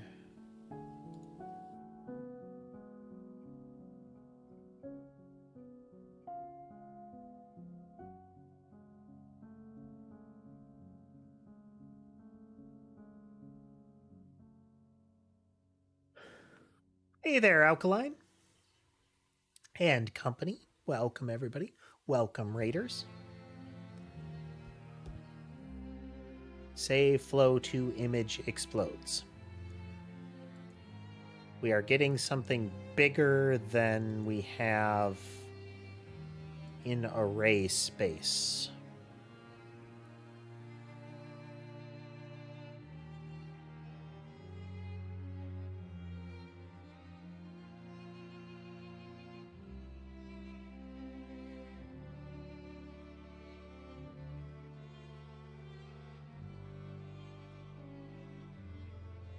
Somewhere in here, it's not liking it.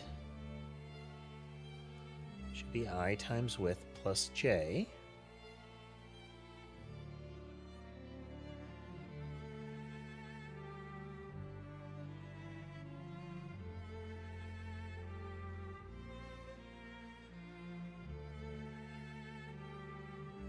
Every width segment has j height segments in it. Again, we're creating columns, but as long as we're consistent.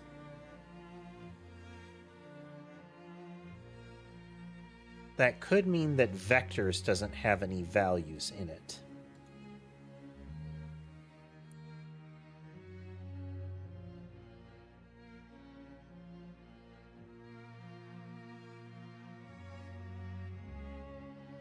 Learning programming languages can be really straightforward. A lot of the nuance is in, the particular functions in some of the syntax. The syntax comes quickly, the functions come with repetition and experience. Okay, so vectors. Vectors is empty. It has nothing. Well, that'll create a problem.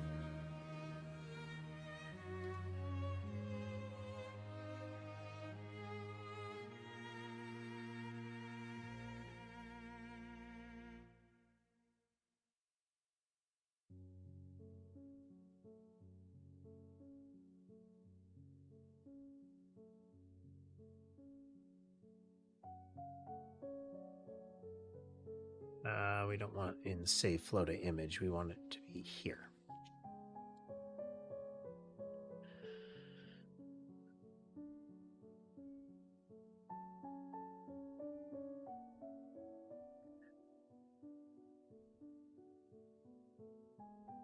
Have nothing in output bytes. Okay.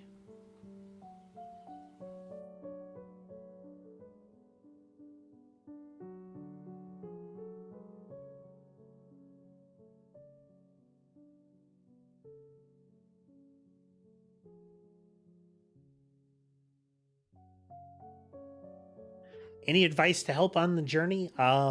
Make use of the internet. When I initially learned to code, that wasn't really an option. And I can tell you it grossly accelerates your ability to find solutions. Now, look at multiple sources, because just because Stack Overflow says it will work or that that's the right way to do it doesn't mean that's actually the best way to do it for your implementation. Just because it was readily available doesn't mean it's the right thing to do at the time, but you will accelerate your learning greatly by leveraging the world's existing knowledge with verification, as well as just doing stuff. Like, try things, make things, code stuff.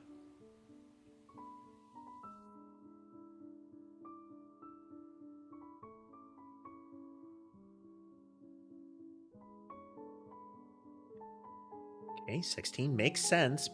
Output bytes was created. Oh no.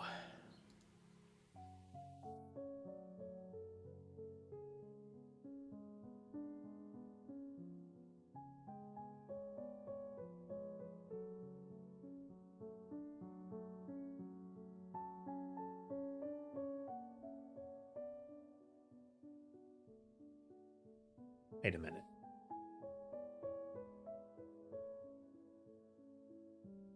That's why. That's why. Wrong buffer. Wrong buffer. Wait, no, right buffer. Why did I think wrong buffer? The right buffer.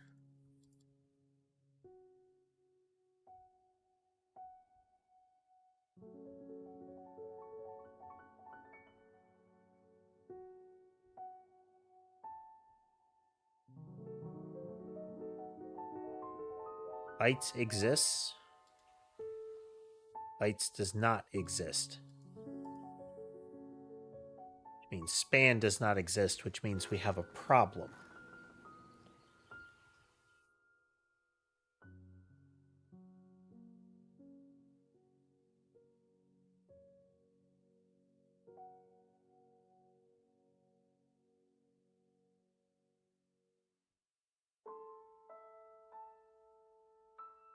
Coming back with nothing is the trick.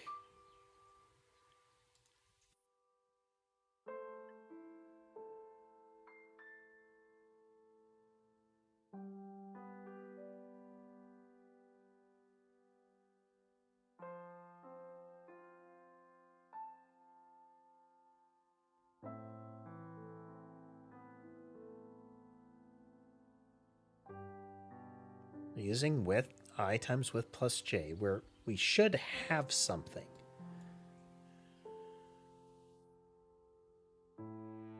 Binding 1.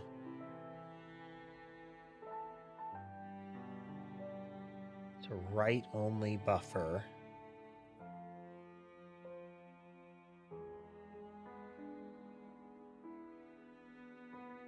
We're just putting stuff in it. 430, binding 1, set 0. Okay.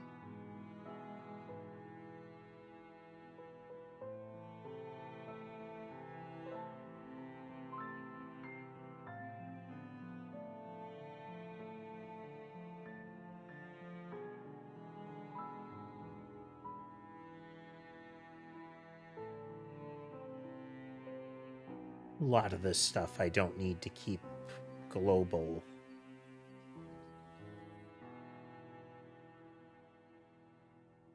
Create a uniform set with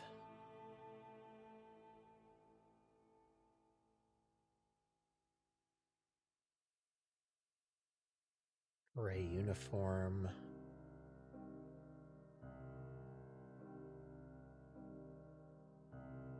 Add the output buffer.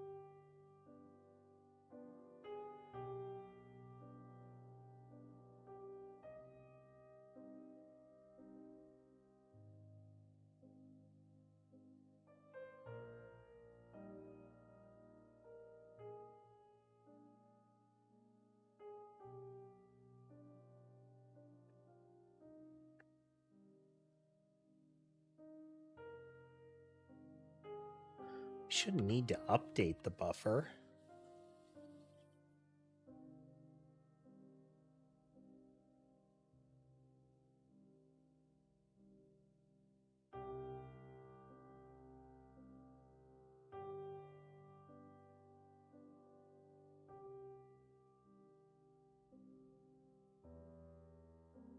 Those cats are mine, yes. Oh, we've got 4. Let's zoom in on that. We have 4 on camera.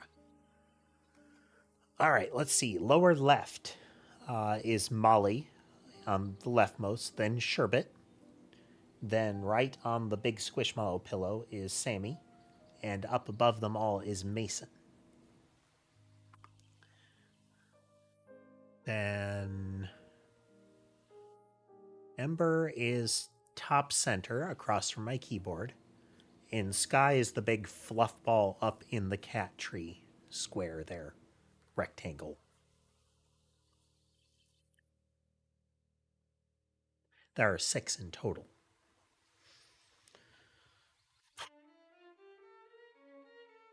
Okay, so the buffer is not... the buffer does not create anything.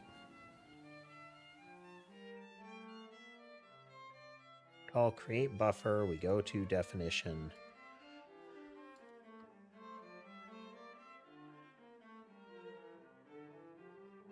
We are giving it data.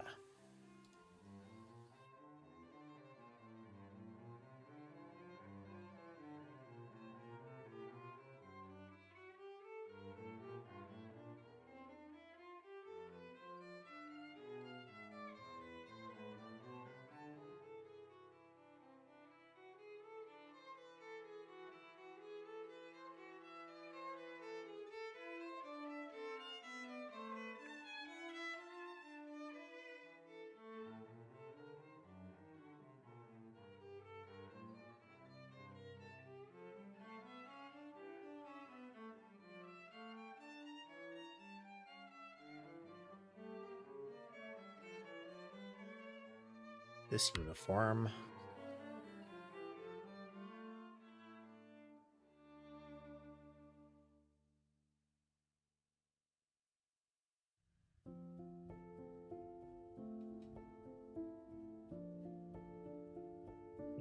as data.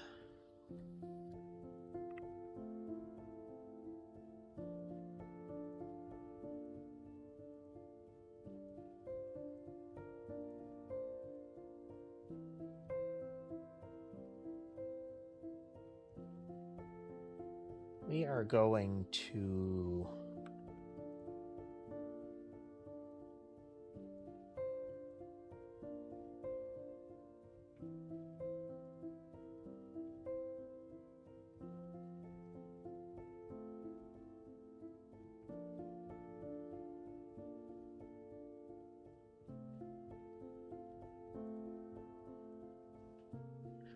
new int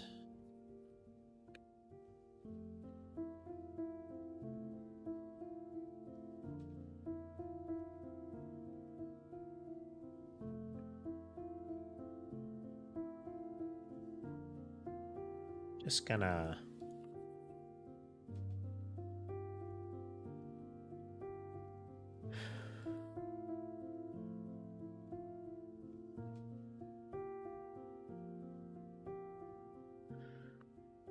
new 1003,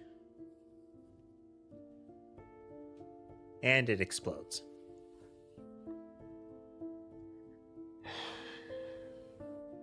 It's not that, it's that the result that we're getting back is broken.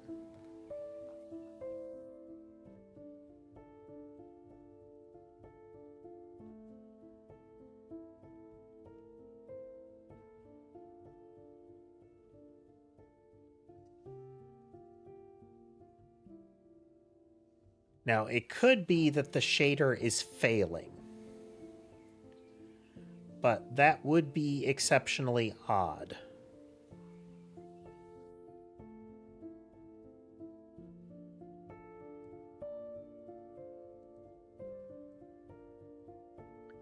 Because we were saving before.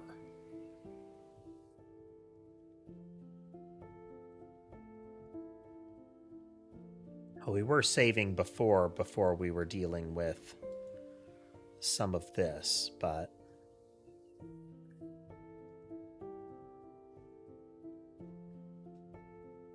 so we know that this is properly populated before we call get data. This output buffer has a problem.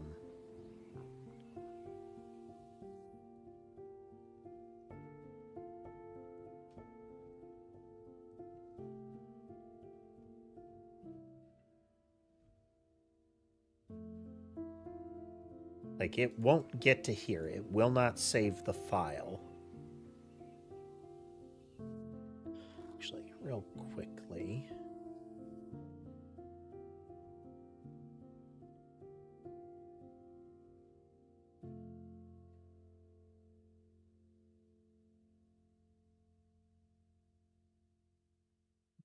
Close.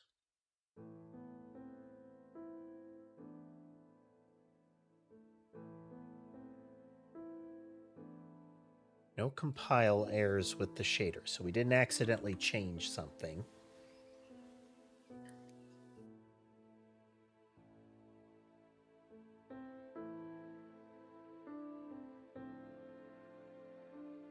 So why are the output bytes resulting in nothing when we call that buffer?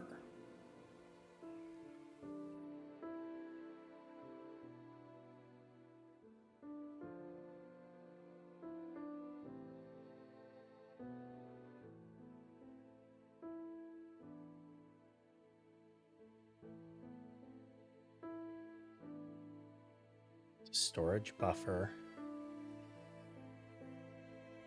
We add the ID to it.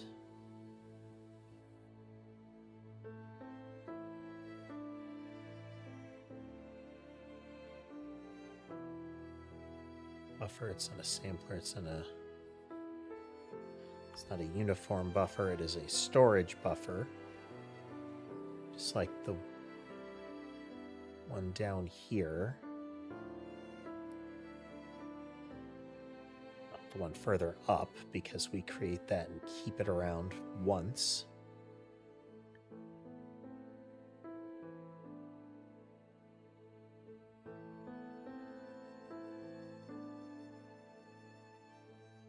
Should free it once we're done with it as well. That'll leak like crazy otherwise.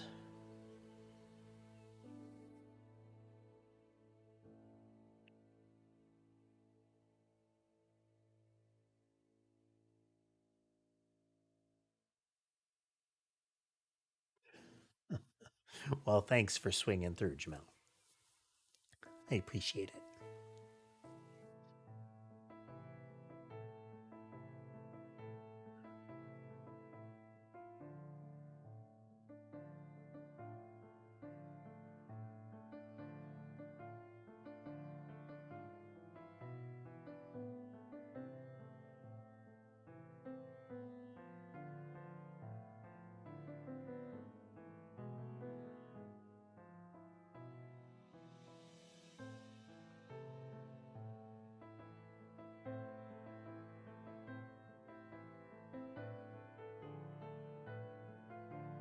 Just a wild guess there. Is it perhaps that we can still move, everything's okay up until we invoke that code.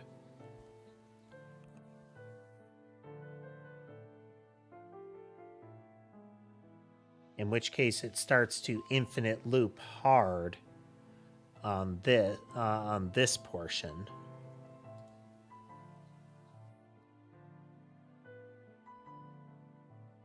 And this will cause a problem eventually. It'll cause a leak that'll eat up memory space available to us.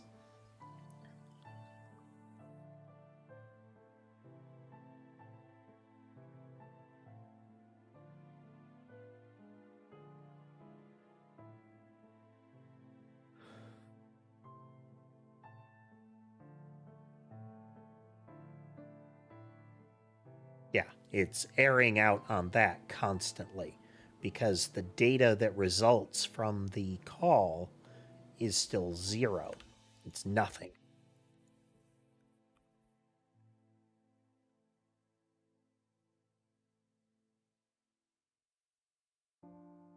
So we submitted it, we synced it.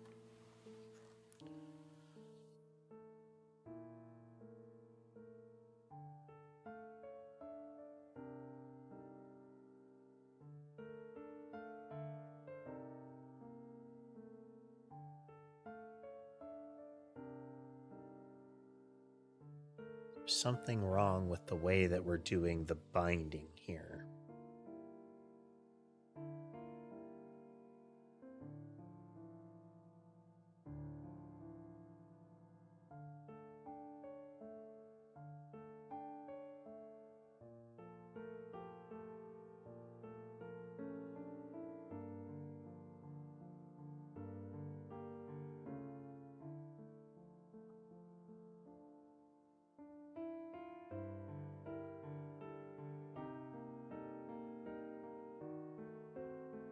If we remove the write only, I mean, it is write only. Yeah, you can see the leak happening here because we're just creating images back to back to back to back real quick. It's not that they're lingering, but we are instantiating them within the Godot process and never letting them go. Which those leaks are going to be something that we're going to have to hunt for and find, but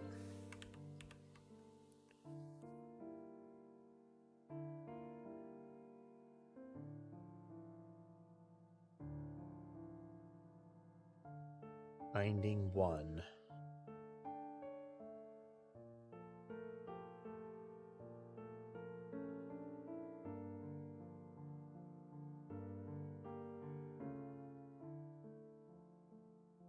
Telling it we're passing in an array of vector 4s. And we do have that data passed in.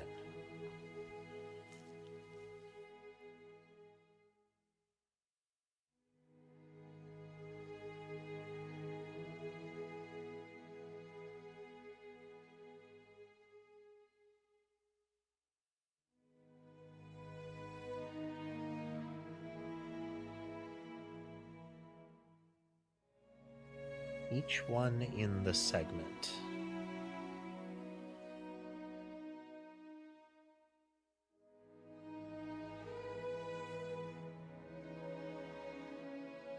If we search through it and say if the floor flow is 1,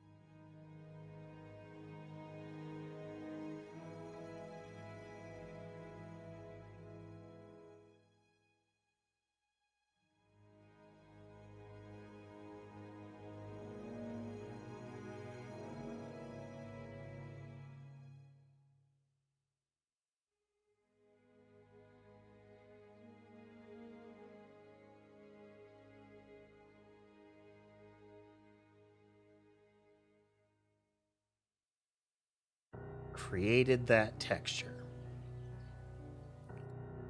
We passed it in.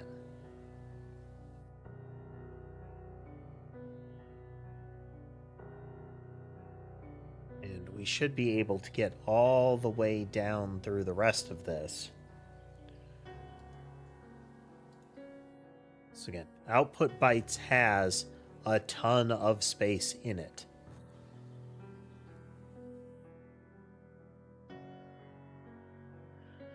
Create the array uniform, output array uniform, which is storage buffer to binding 1. This was to binding 0. And then binding 2 is the parameters for it. There.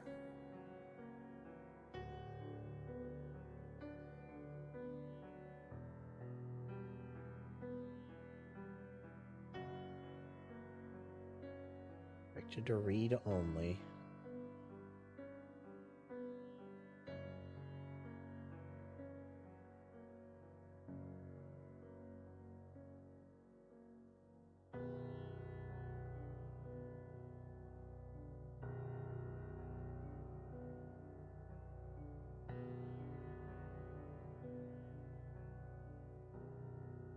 Going to be that dumb.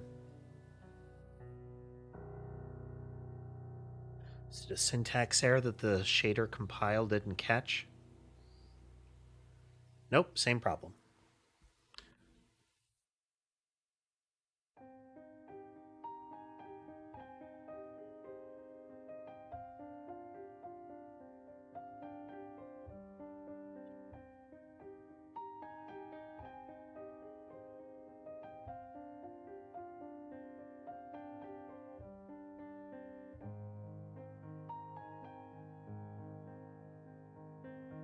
We don't have to do anything special in the collision one.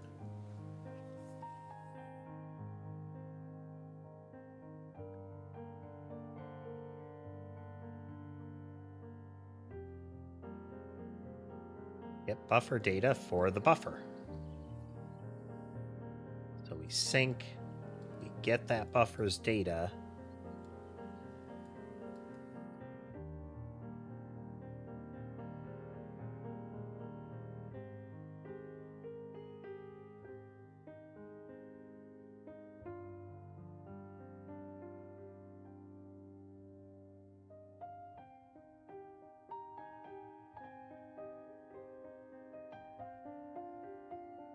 Why does that not work?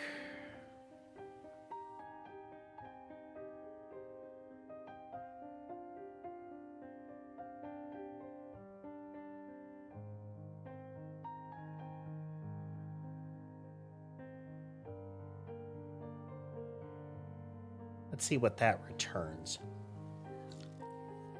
Maybe there's just some sort of anomaly here.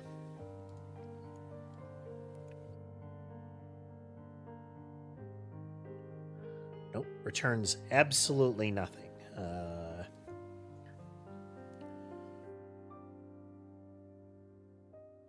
check something real quick here.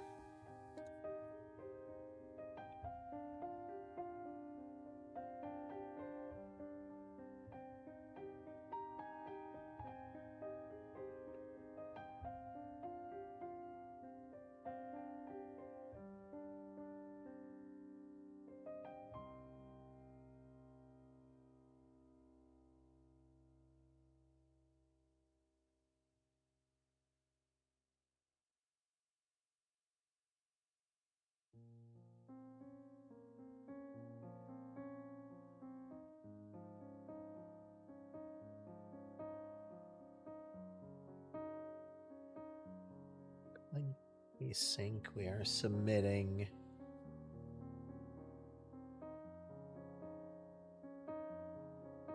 Found as a storage buffer.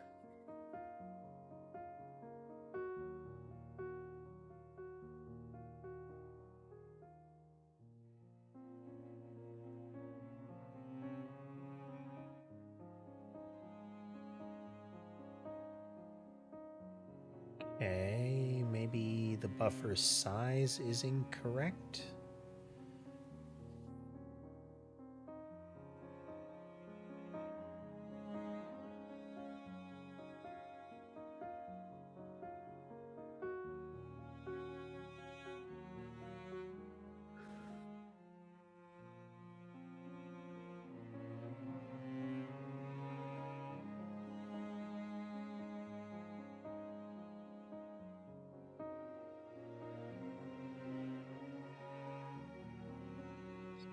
That.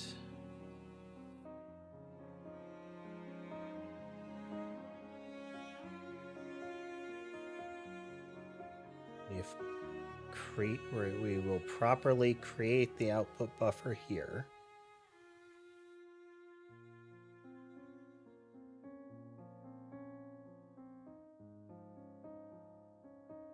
Is a storage buffer.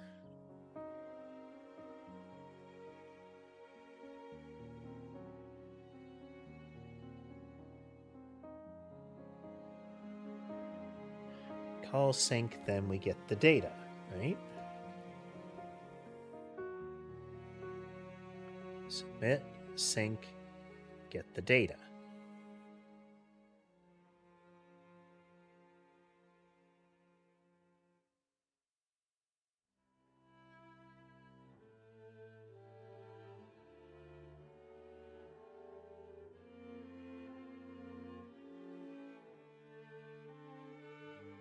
Should still be the exact same problem doing this. I know I tried this before. Need to remove the delay on that guy's behavior so we can get right to this test.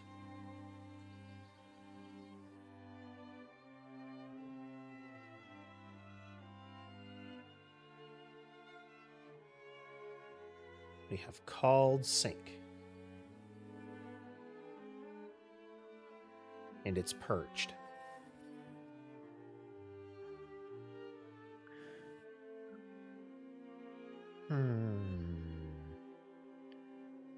This is indeed puzzling.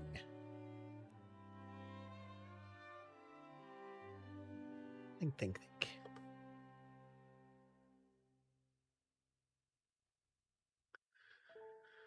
I think... Okay, quick break, and then we're going to keep poking this. Be right back.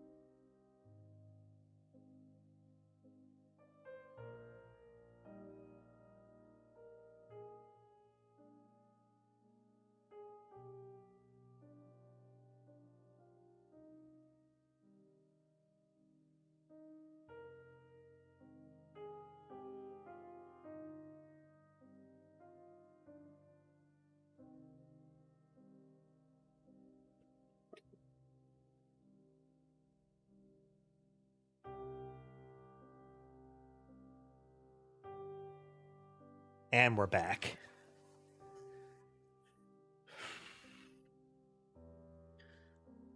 So this is the necessary sequence to get the compute shader to fire. We know that that is the case. When it was an image, it was coming back with results. We know that we were getting results otherwise. So let's just not do the save to image for a moment. Which shouldn't matter at all.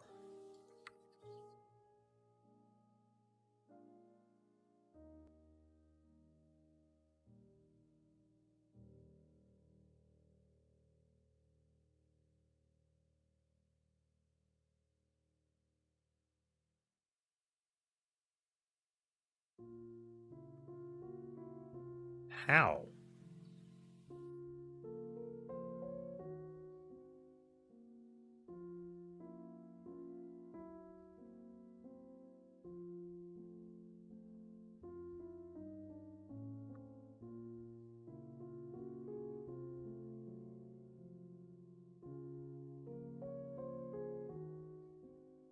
I mean, we're never using it up to that point, but...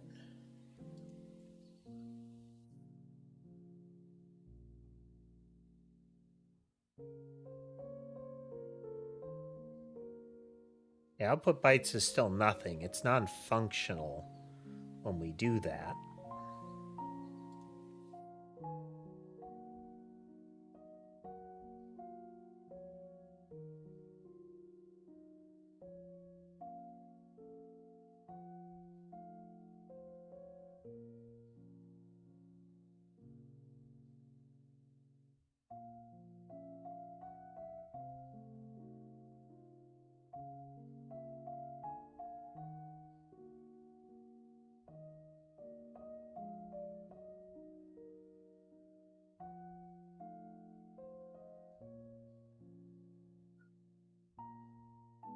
So it should be as soon as they get in here, I think right now they should be within range. But they're never reaching that point.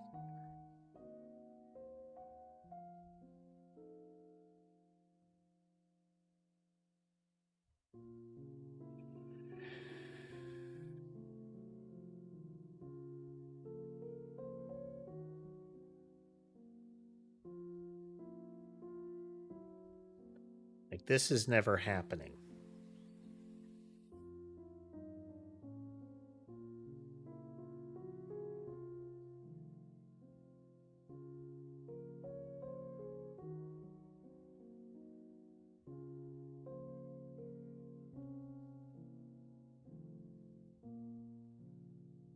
Can that not happen?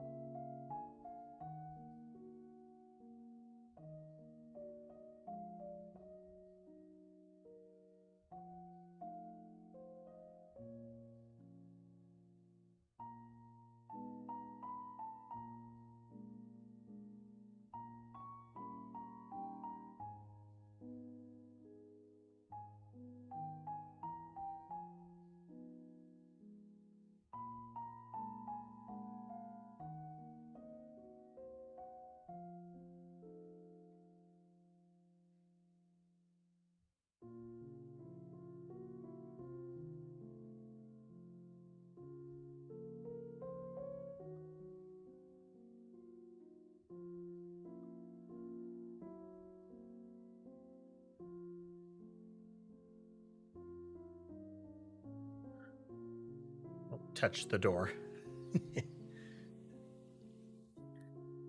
collision happens with the little red dot, you get thrown backwards. Okay, they should all be within range now.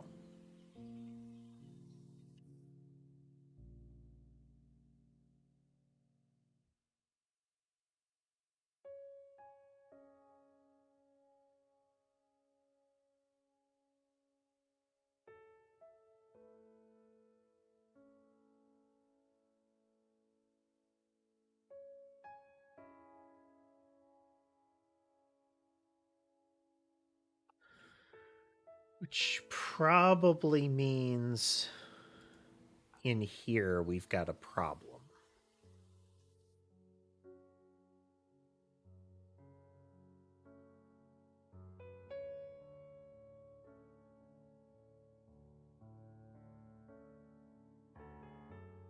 The flow to center.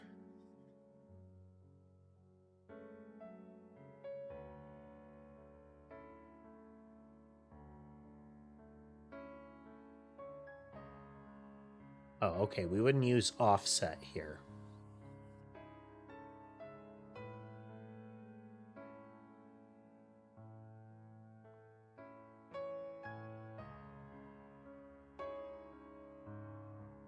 Okay, so we should get the same error once they cross this line or kind of in this vicinity as well. So if they pass the tiny red dot, yeah, okay, there we go.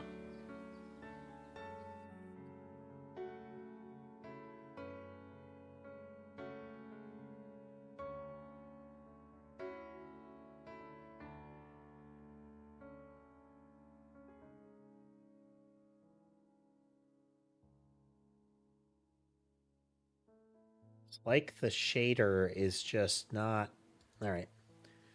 I forgot. It's running on the Godot side gives you access to a different set of errors than on the C# side. You can do line-by-line code execution debugging on the C# side, but the Godot side is going to tell you some of the stuff that's going on here.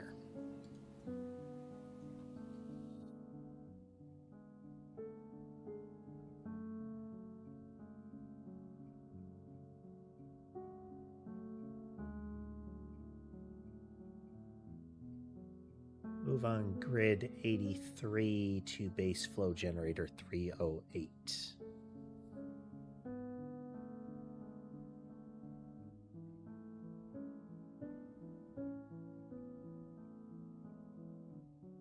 Flow and then into 308.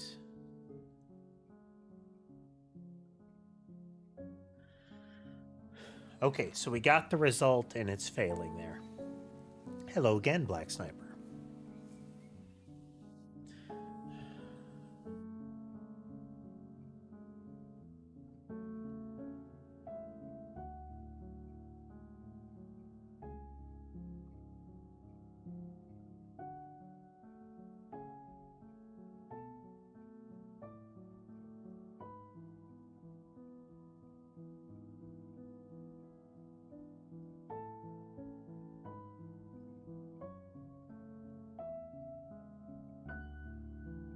$89 to $210.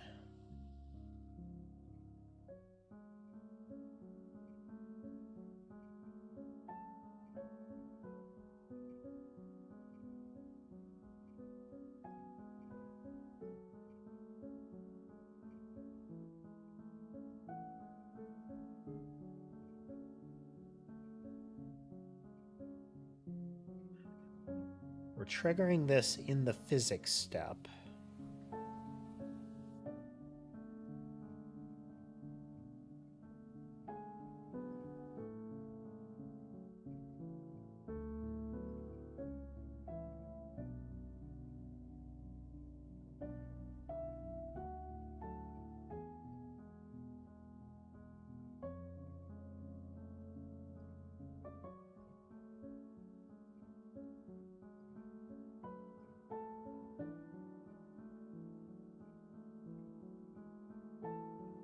Maybe it doesn't like that.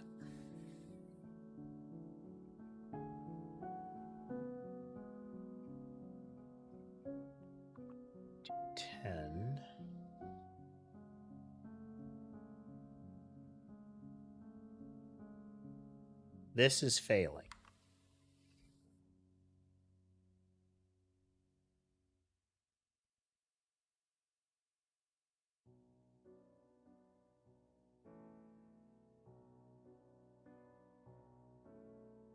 Buffer update can only be called from the render thread. But I've been doing that, right?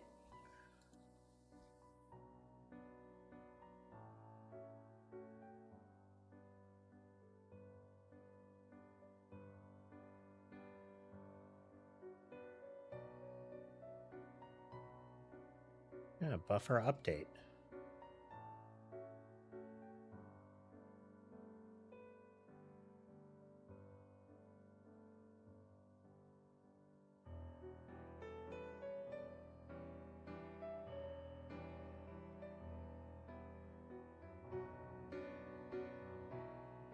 Or update. No offset. Size of it. The data.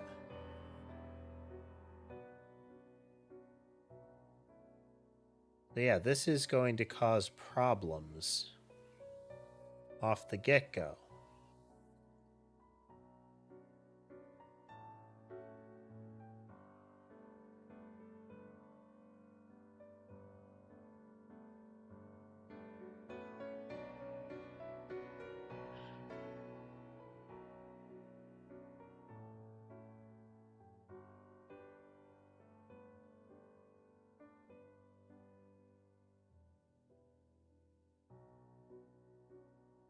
Zero comma output bytes length as a uint.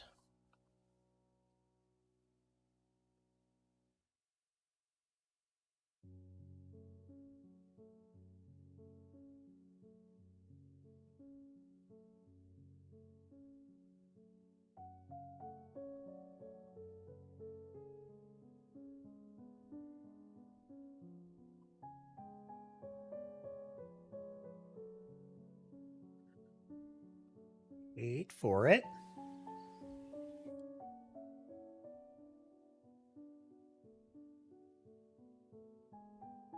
$194.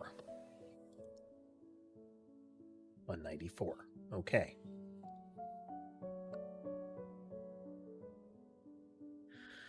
Okay, it's buffer update.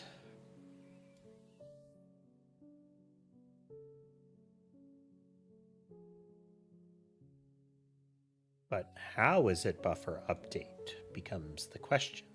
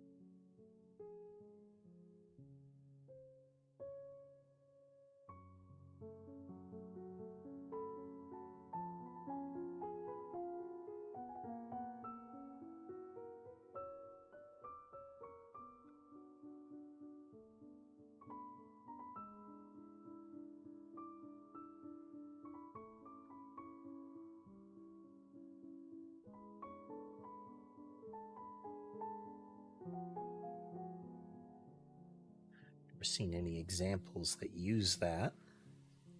They haven't needed it.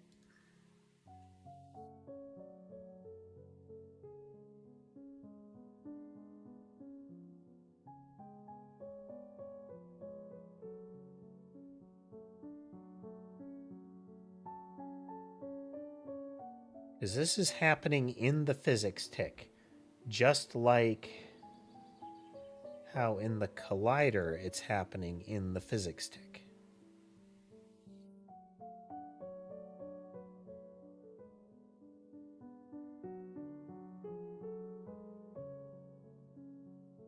The end of all of our steps in the physics tick and then at the start of the physics tick.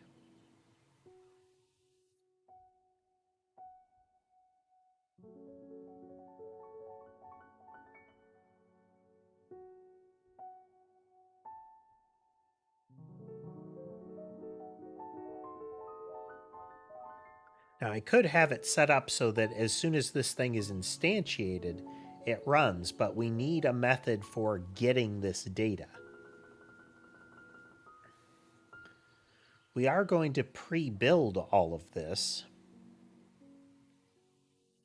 but first we need to understand why we're getting nothing in the data.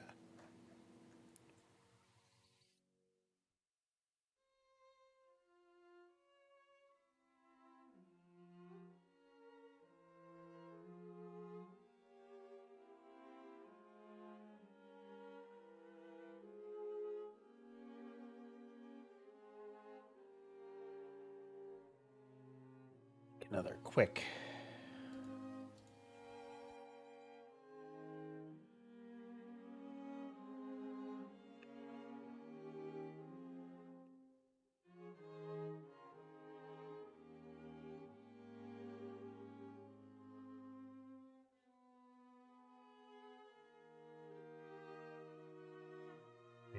bind and submit sync.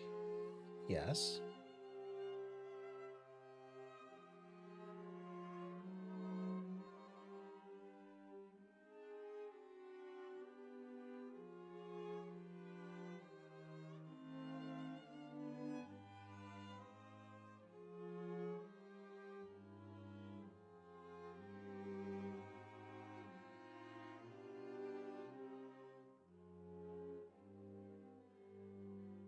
There's nothing about that sequence that is fundamentally wrong.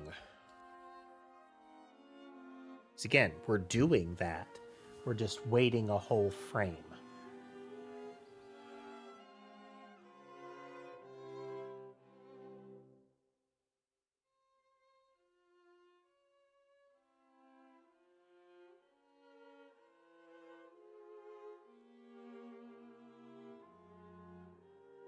But this pattern should be okay.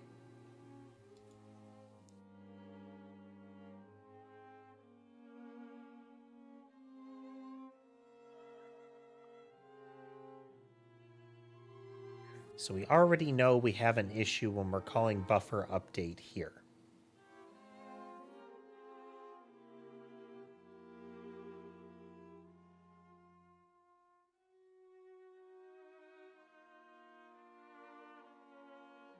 If we create the buffer with that content up here, we can dodge some of this.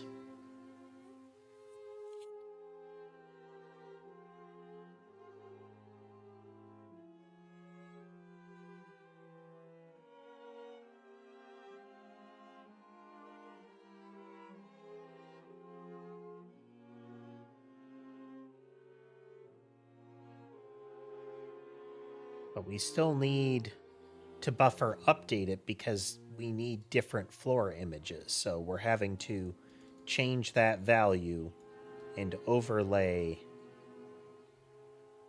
these. So this is still accurate.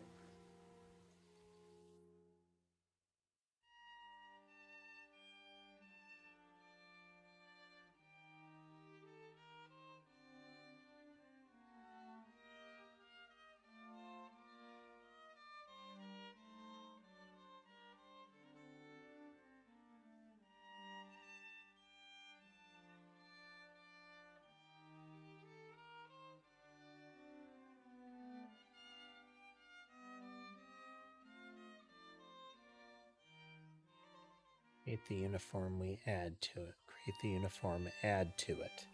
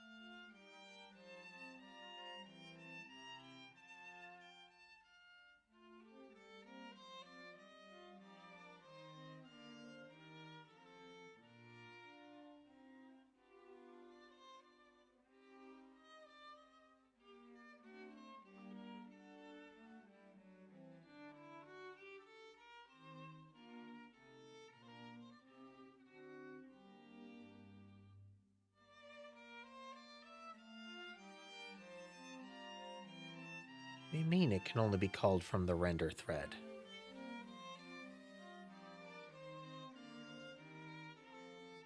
This doesn't make a lot of sense.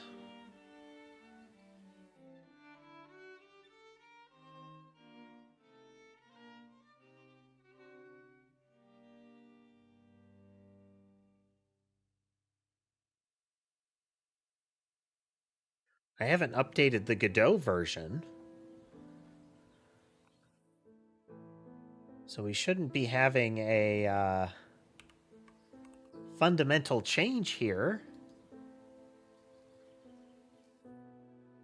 Isn't even like this.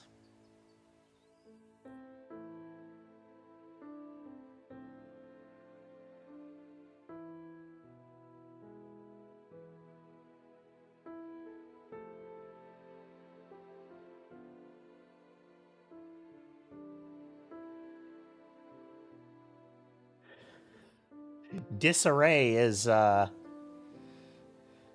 accurate, James. Suddenly, it doesn't want me using my rendering device methods outside of the rendering thread. But it had not needed that until now, and our collision one doesn't care about that.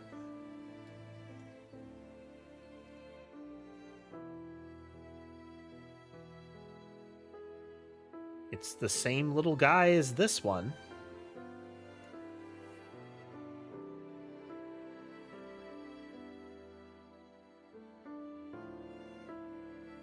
Create local renderer. They're running at the same time, but each of them is their own rendering has their own server. Create local rendering device.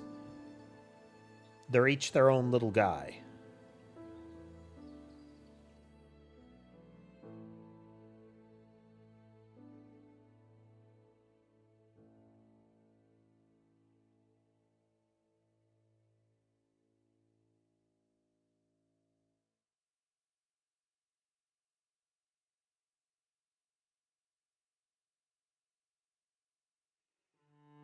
The assertion that the error is making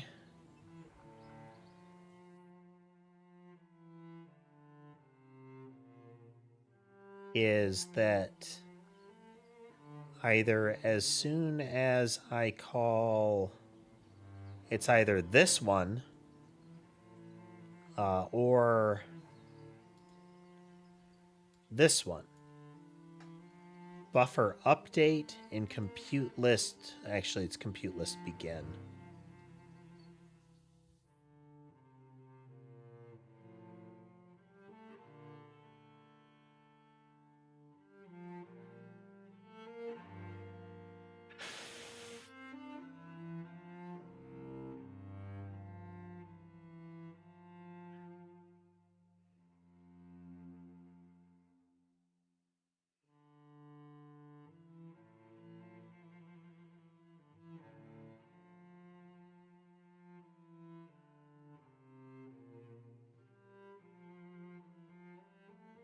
Create a pipeline.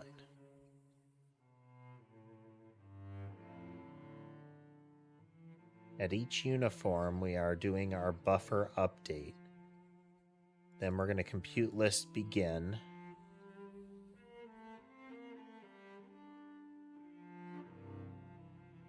Bind pipeline, bind uniform set, dispatch, and submit sync.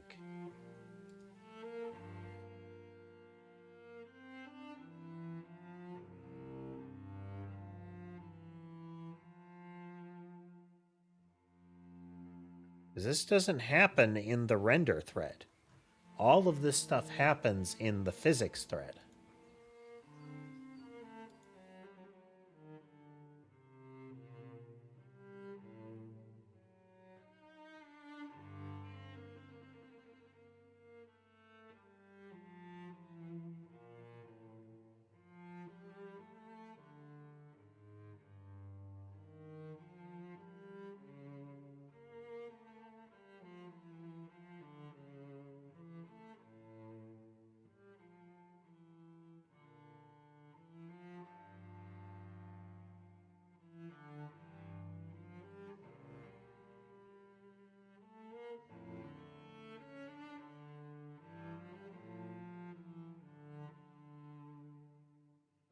It implies that the shader is failing to run, that it's essentially a silent failure as far as the main code is concerned.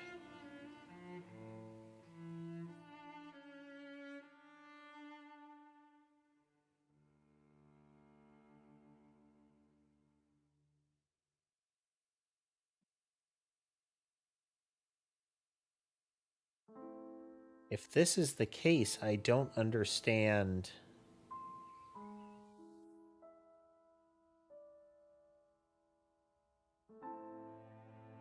how we aren't immediately getting the exact same errors out of the physics thread.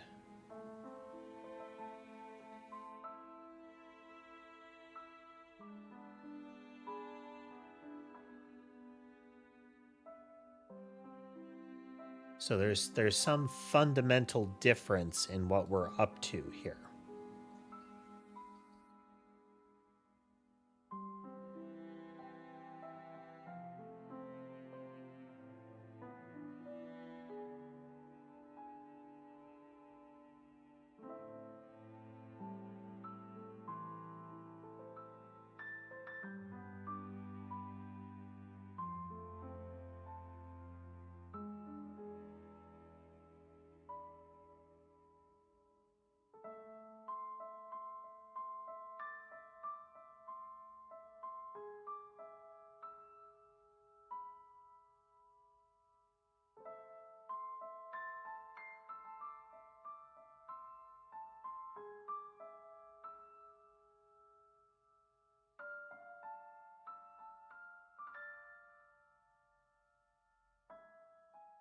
It's again, we have collisions that can happen.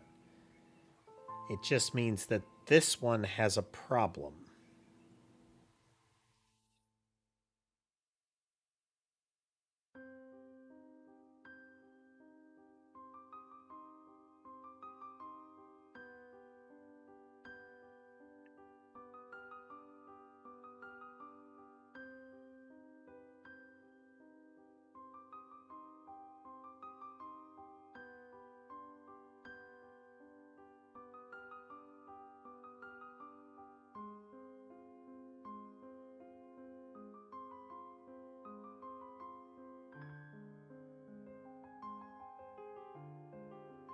Let's get that Godot error, and I'll try to look that one up.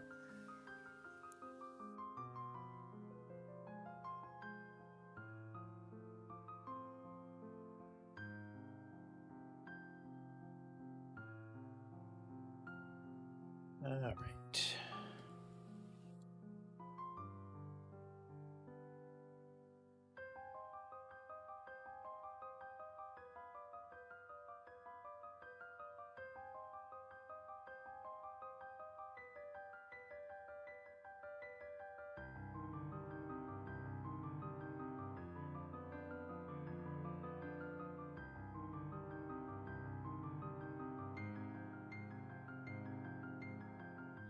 Looking up issues.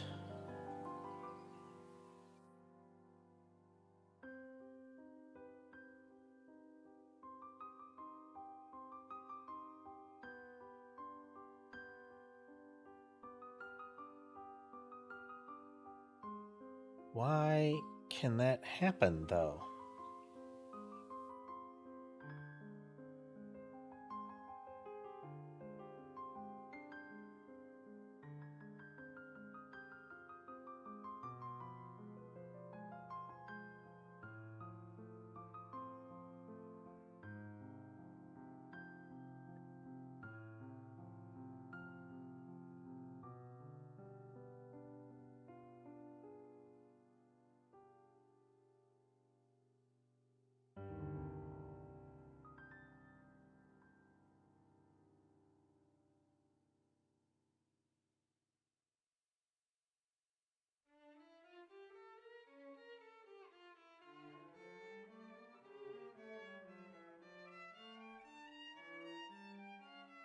That's what I'm doing.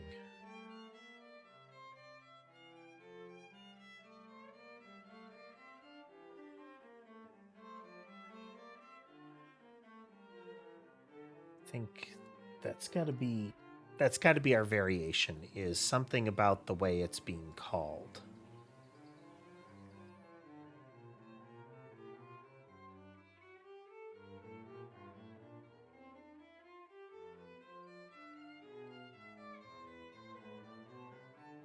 Time passed, game time passed.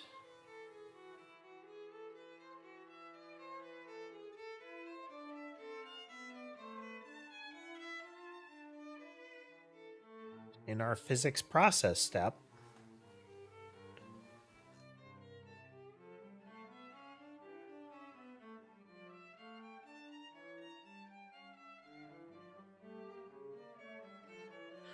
and we're constantly doing that within the same general step.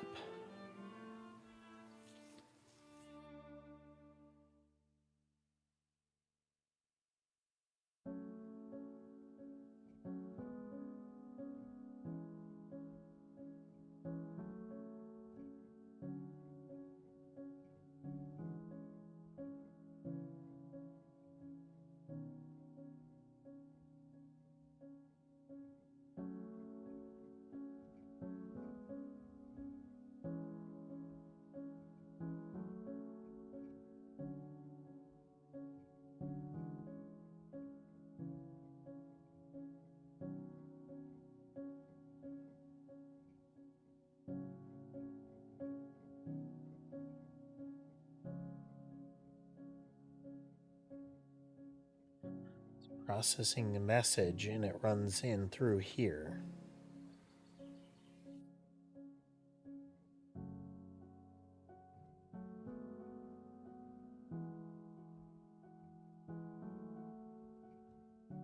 We have to do it in this general fashion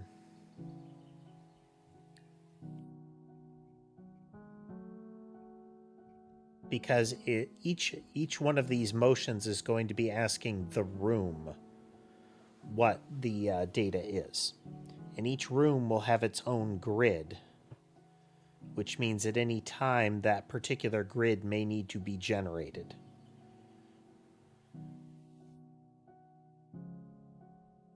We could make this part of, if you find a room texture, for each of the textures in the room, run this code.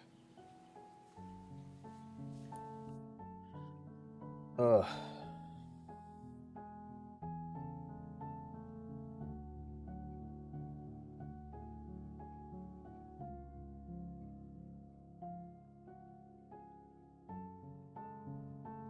Oh, this one's stubborn.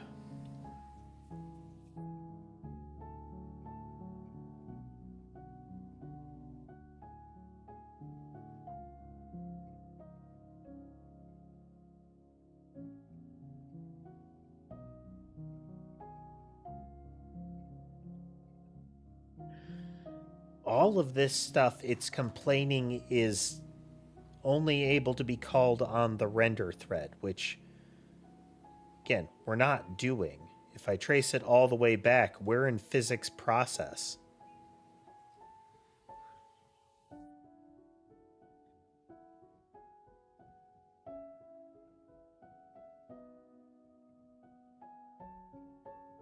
Which is in the physics thread, which should not be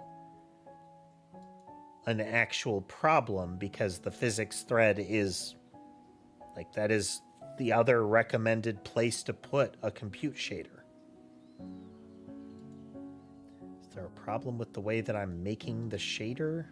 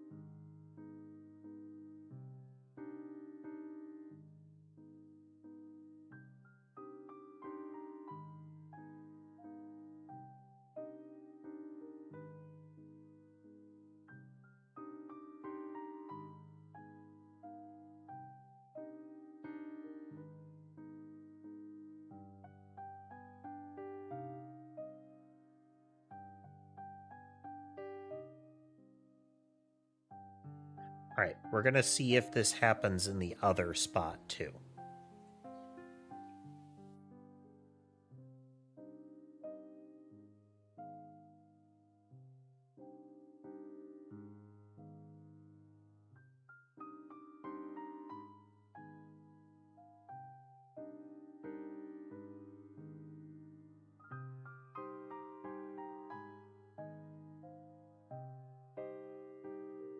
That didn't do anything. So create flow to center is pretty much the same thing. Oh, no. Okay, no. I had this in a...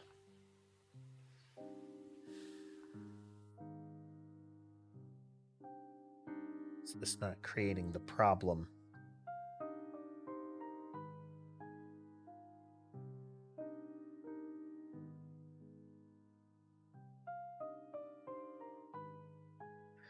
There's got to be some sort of element that we're missing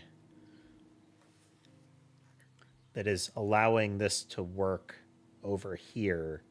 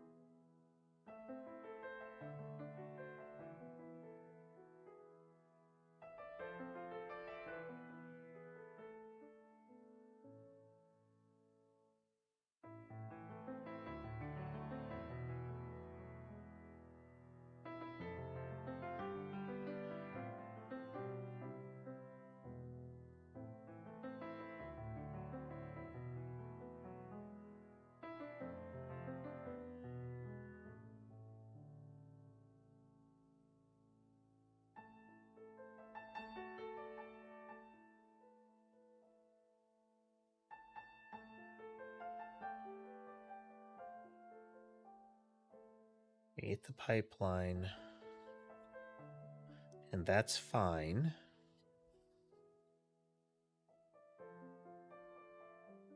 Create the buffers from their data, and that's fine.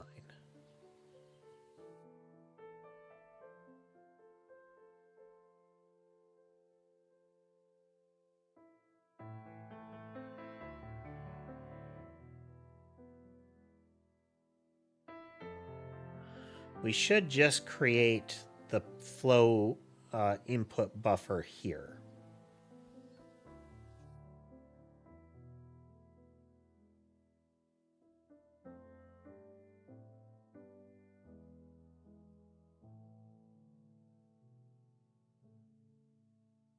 Let me take a look.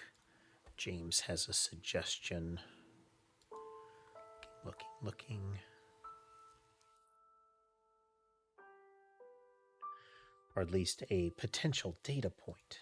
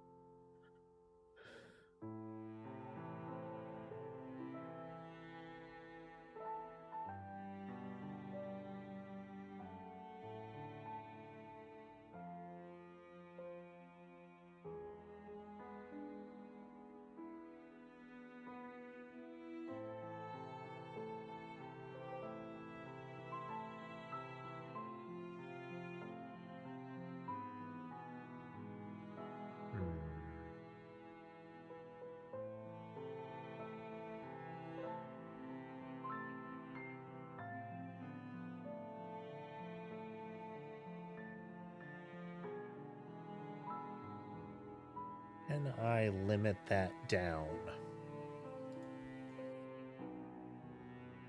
Is that something that we can cull down? Because there should only be one flow generator. But it's possible that these are being called lots and lots of times. But they're not asynchronous.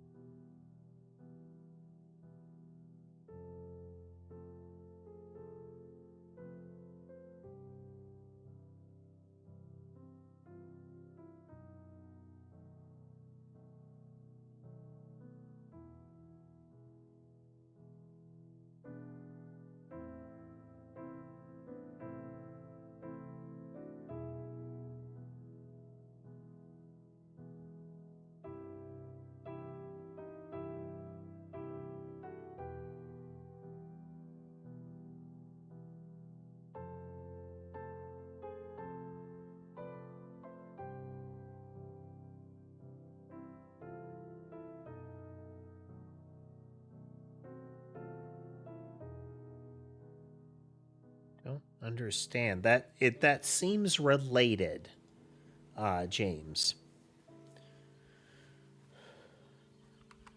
or at least it sounds related. You know.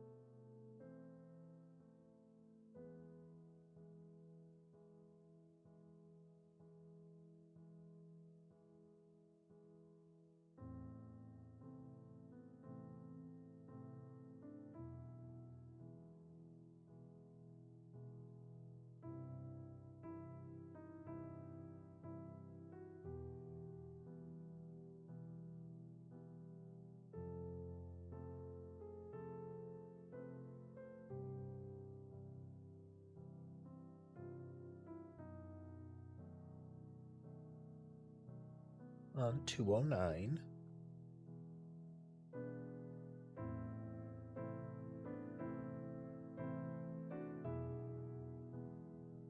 Is this is the weird thing about this is this one is getting called as well.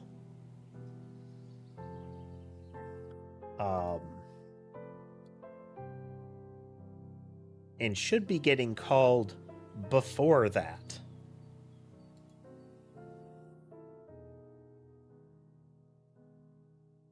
Yeah.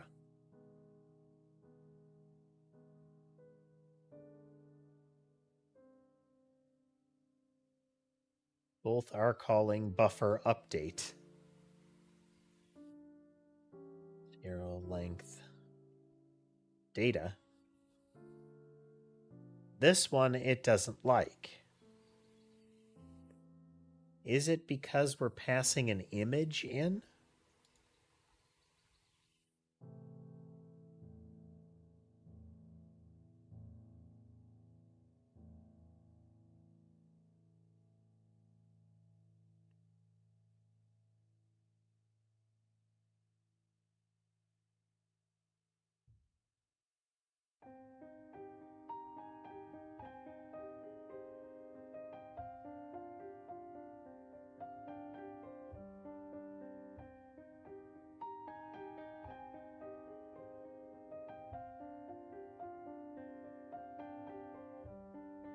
That.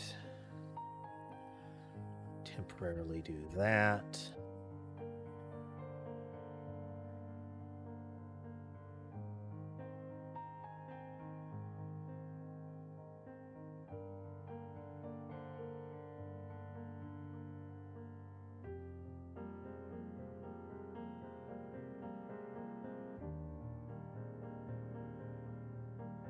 Just going to X this whole segment.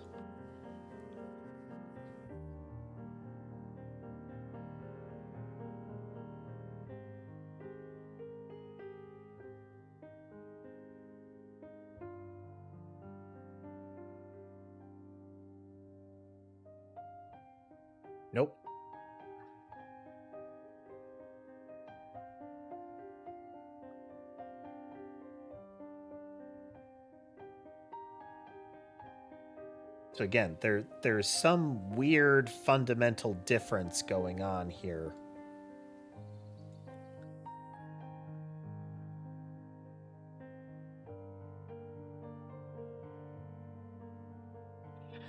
As far as what's happening in this rendering process when we are creating these.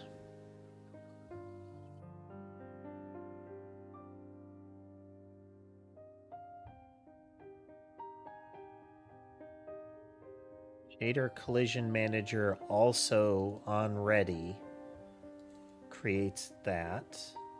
Well, that's on ready.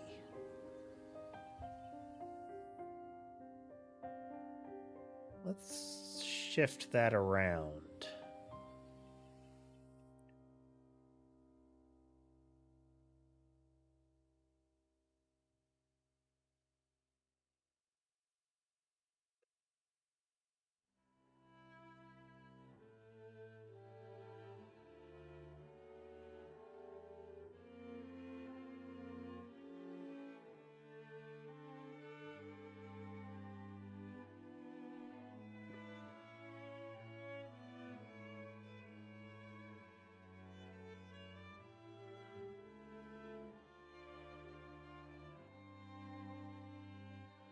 If rendering device equals null.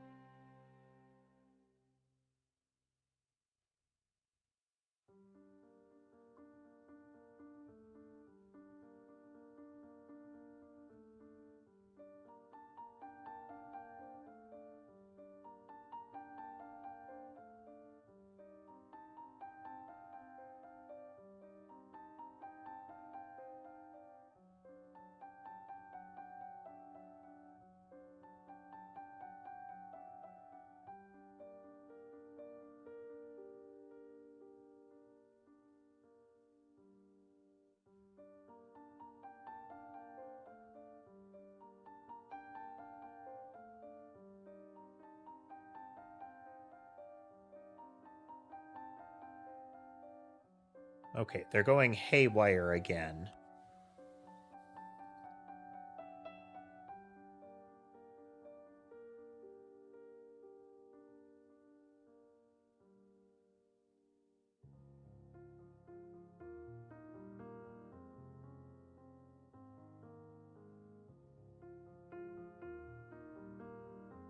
But it's unclear where in that process.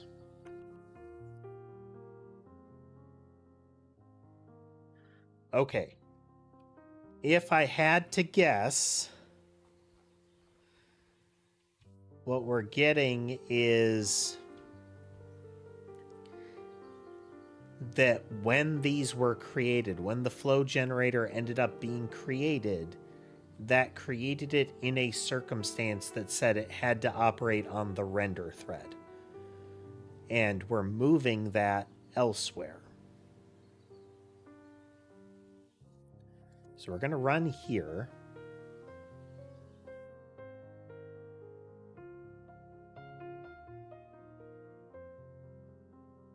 We know there are some other problems going on.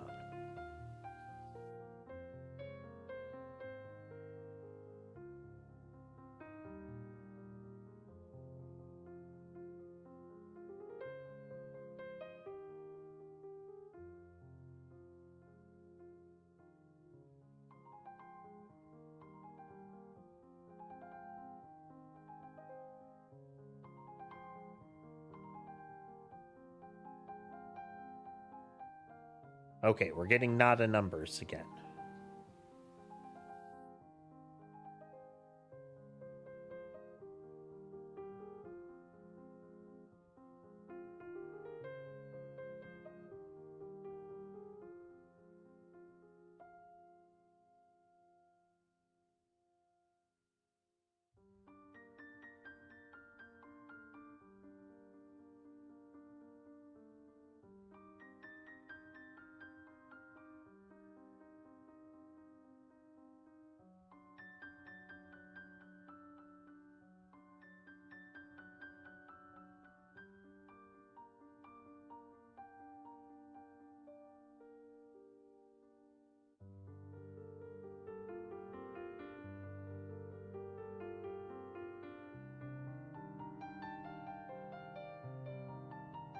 Get flow value.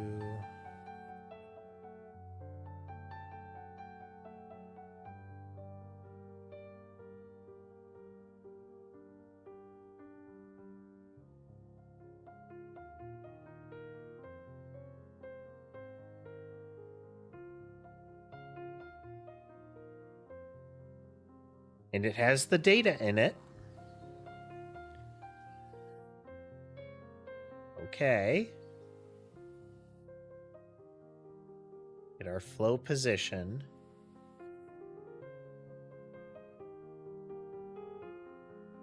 The position that's being passed in is not a number.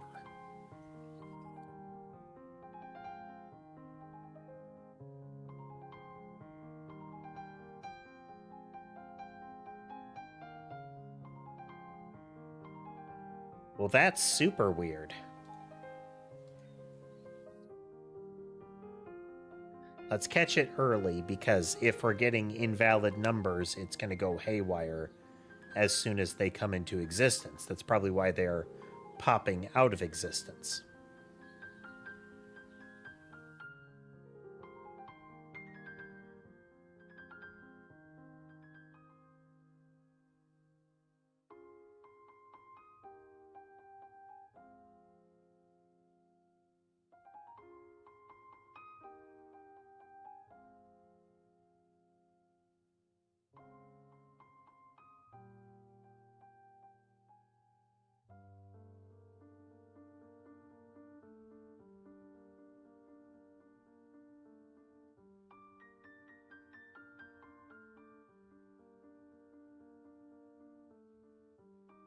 Okay, we're getting nada numbers in our vectors here.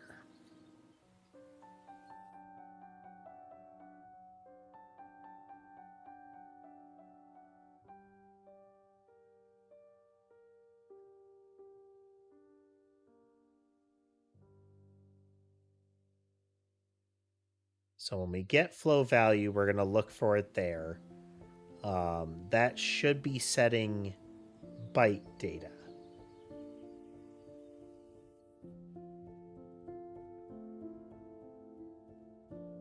And over in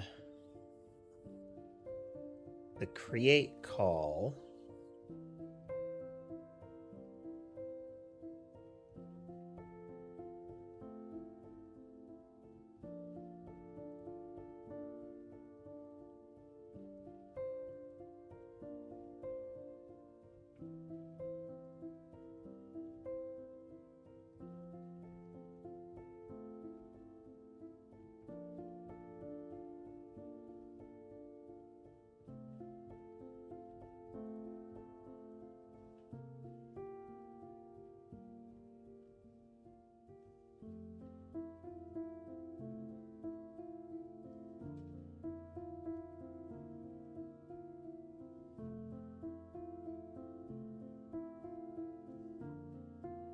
or flow.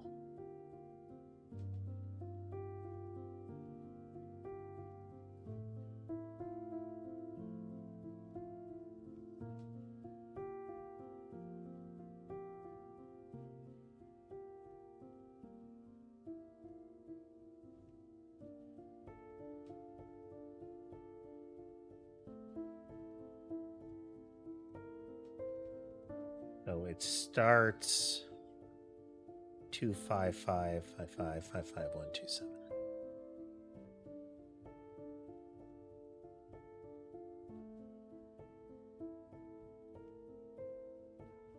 Okay.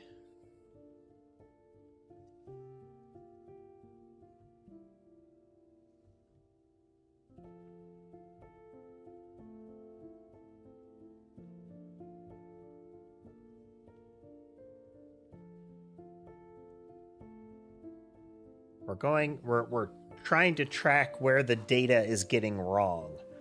And I think we're going to get into here.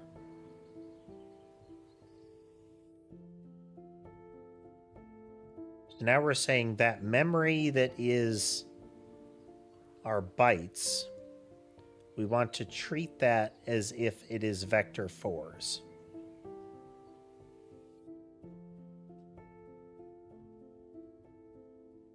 which is all gibberish. Anything that got set is a mess now.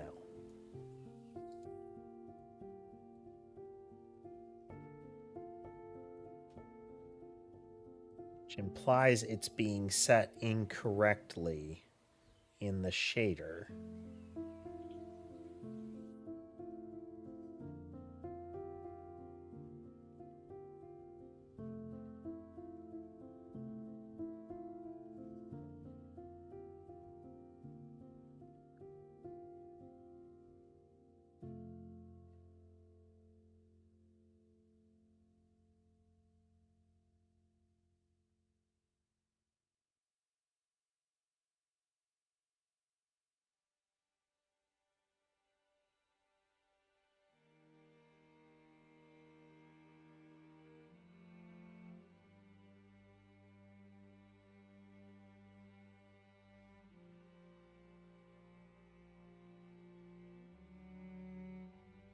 Like, this shouldn't actually matter because we're doing it elsewhere. Like that.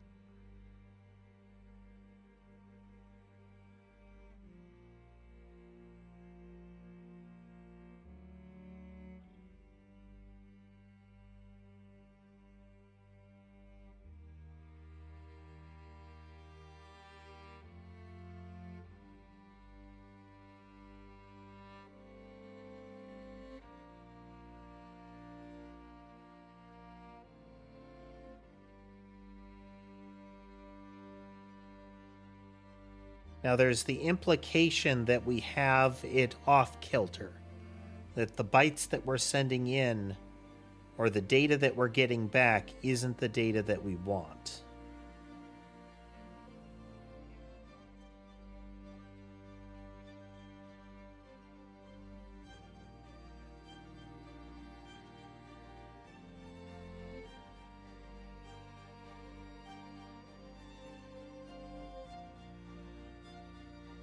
Direction is a vector 2.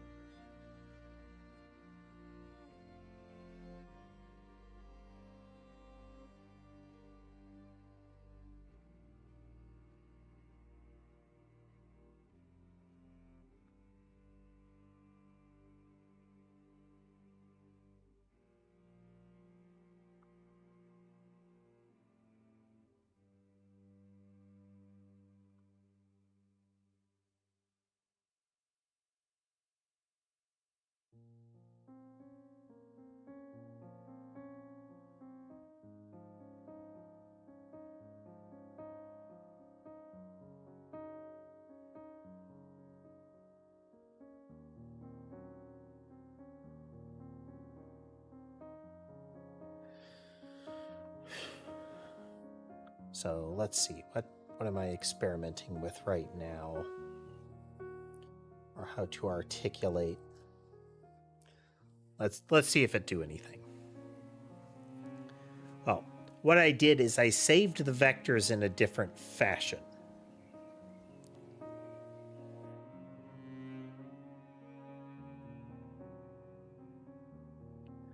But that didn't matter. So we can see that the W is getting set, but our X and Y is not. The fact that the W is getting set properly implies to me that we've got something else going on here.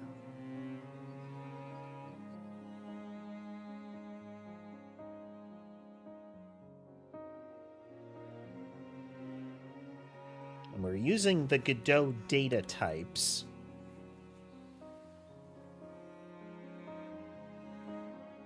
Let's move on grid.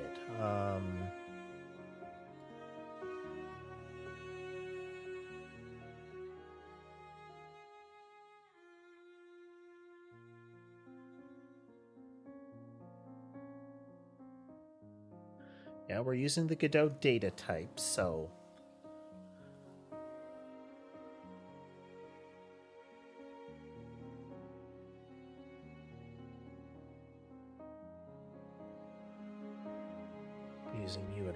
right now.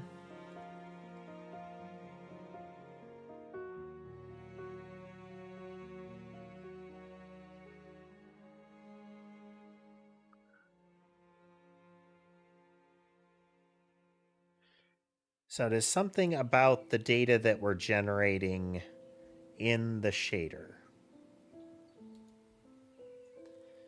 Something about this it doesn't like. So we're going to do...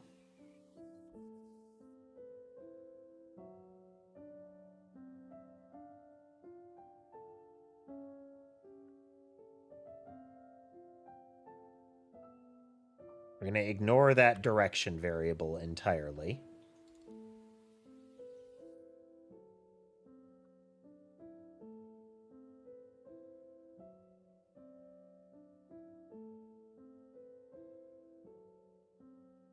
Then when we get the flow value,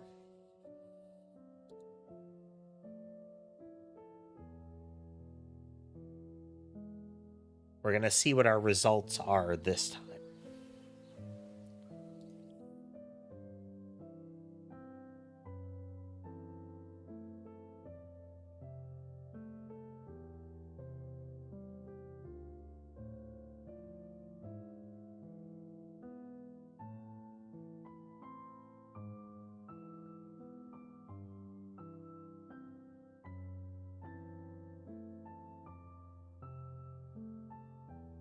Okay, something about the variables that we are stuffing into it are wrong.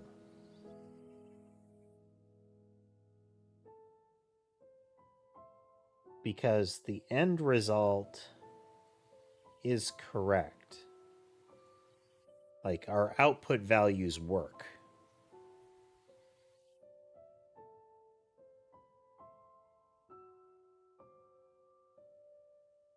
Now, you can see as soon as they hit the edges, where we would be setting data, they are pushed down and right. Anywhere that the image would be, it goes down and right.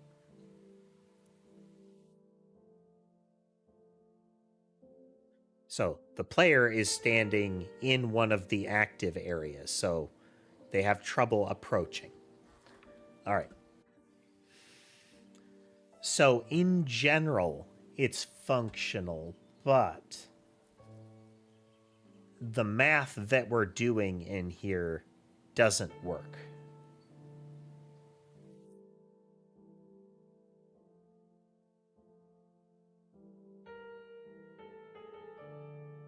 We could just keep accumulating direction, but the problem is that we don't want to put excess weight into this minus here.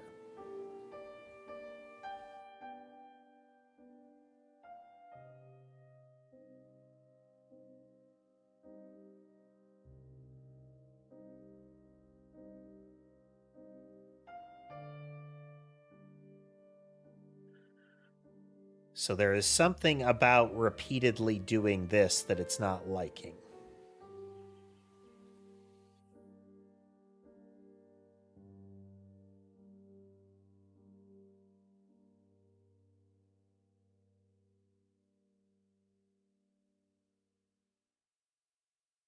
Loading in these values is causing an issue.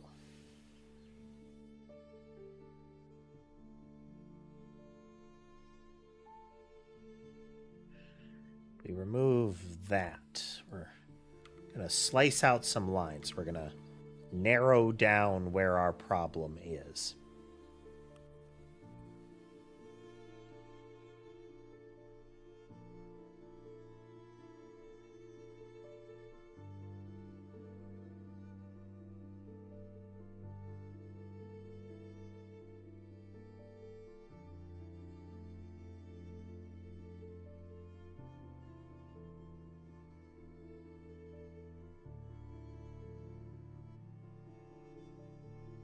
So we solved one of the problems.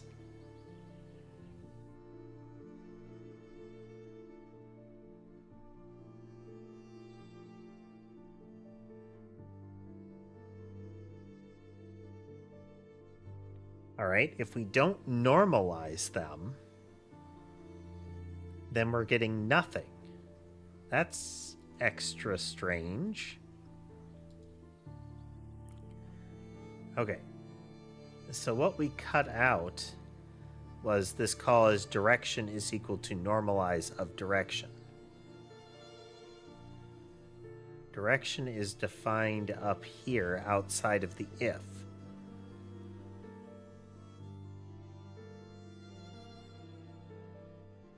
It could be within this if, which would be also okay, but...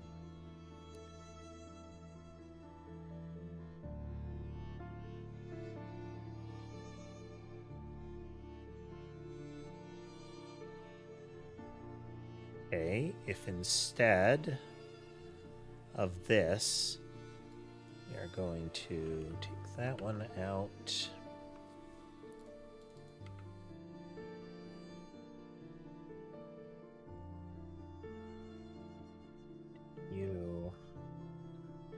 That is equal to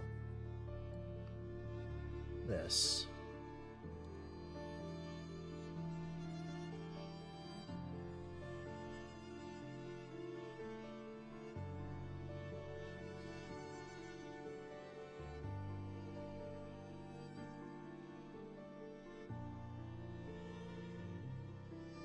Actually, let's do that first.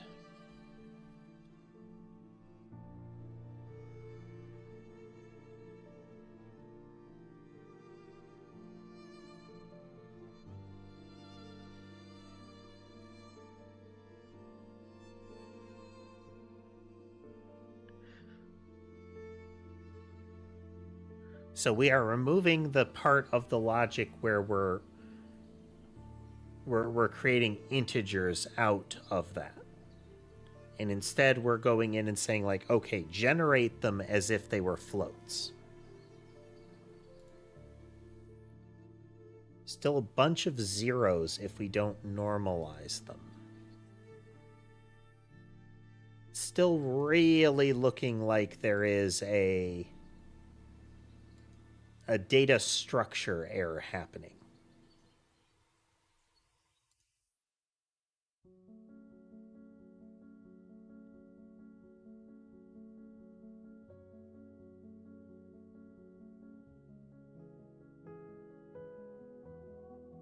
As in, the format of the vectors that is coming back has some issues.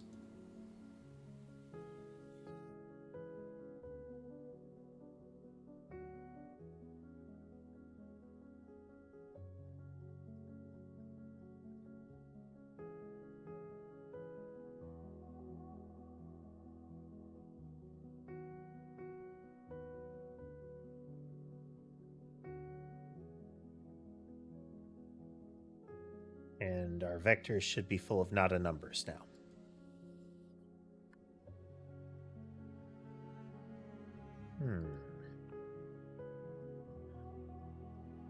Real quickly.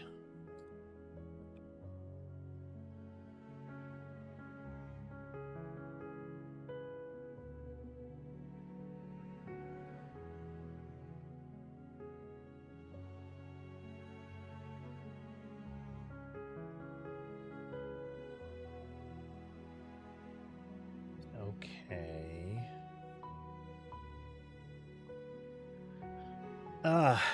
Tricky. Tricky indeed. But what to do?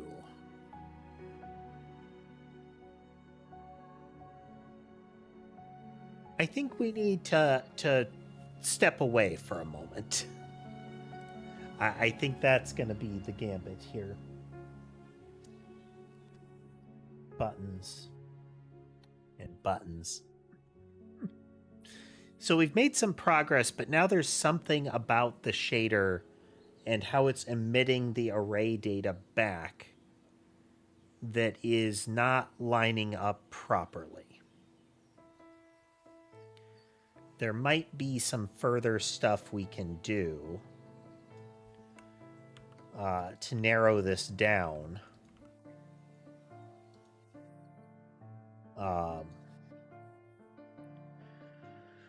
But we'll have to see, because at the moment, I feel like I'm just spinning my tires.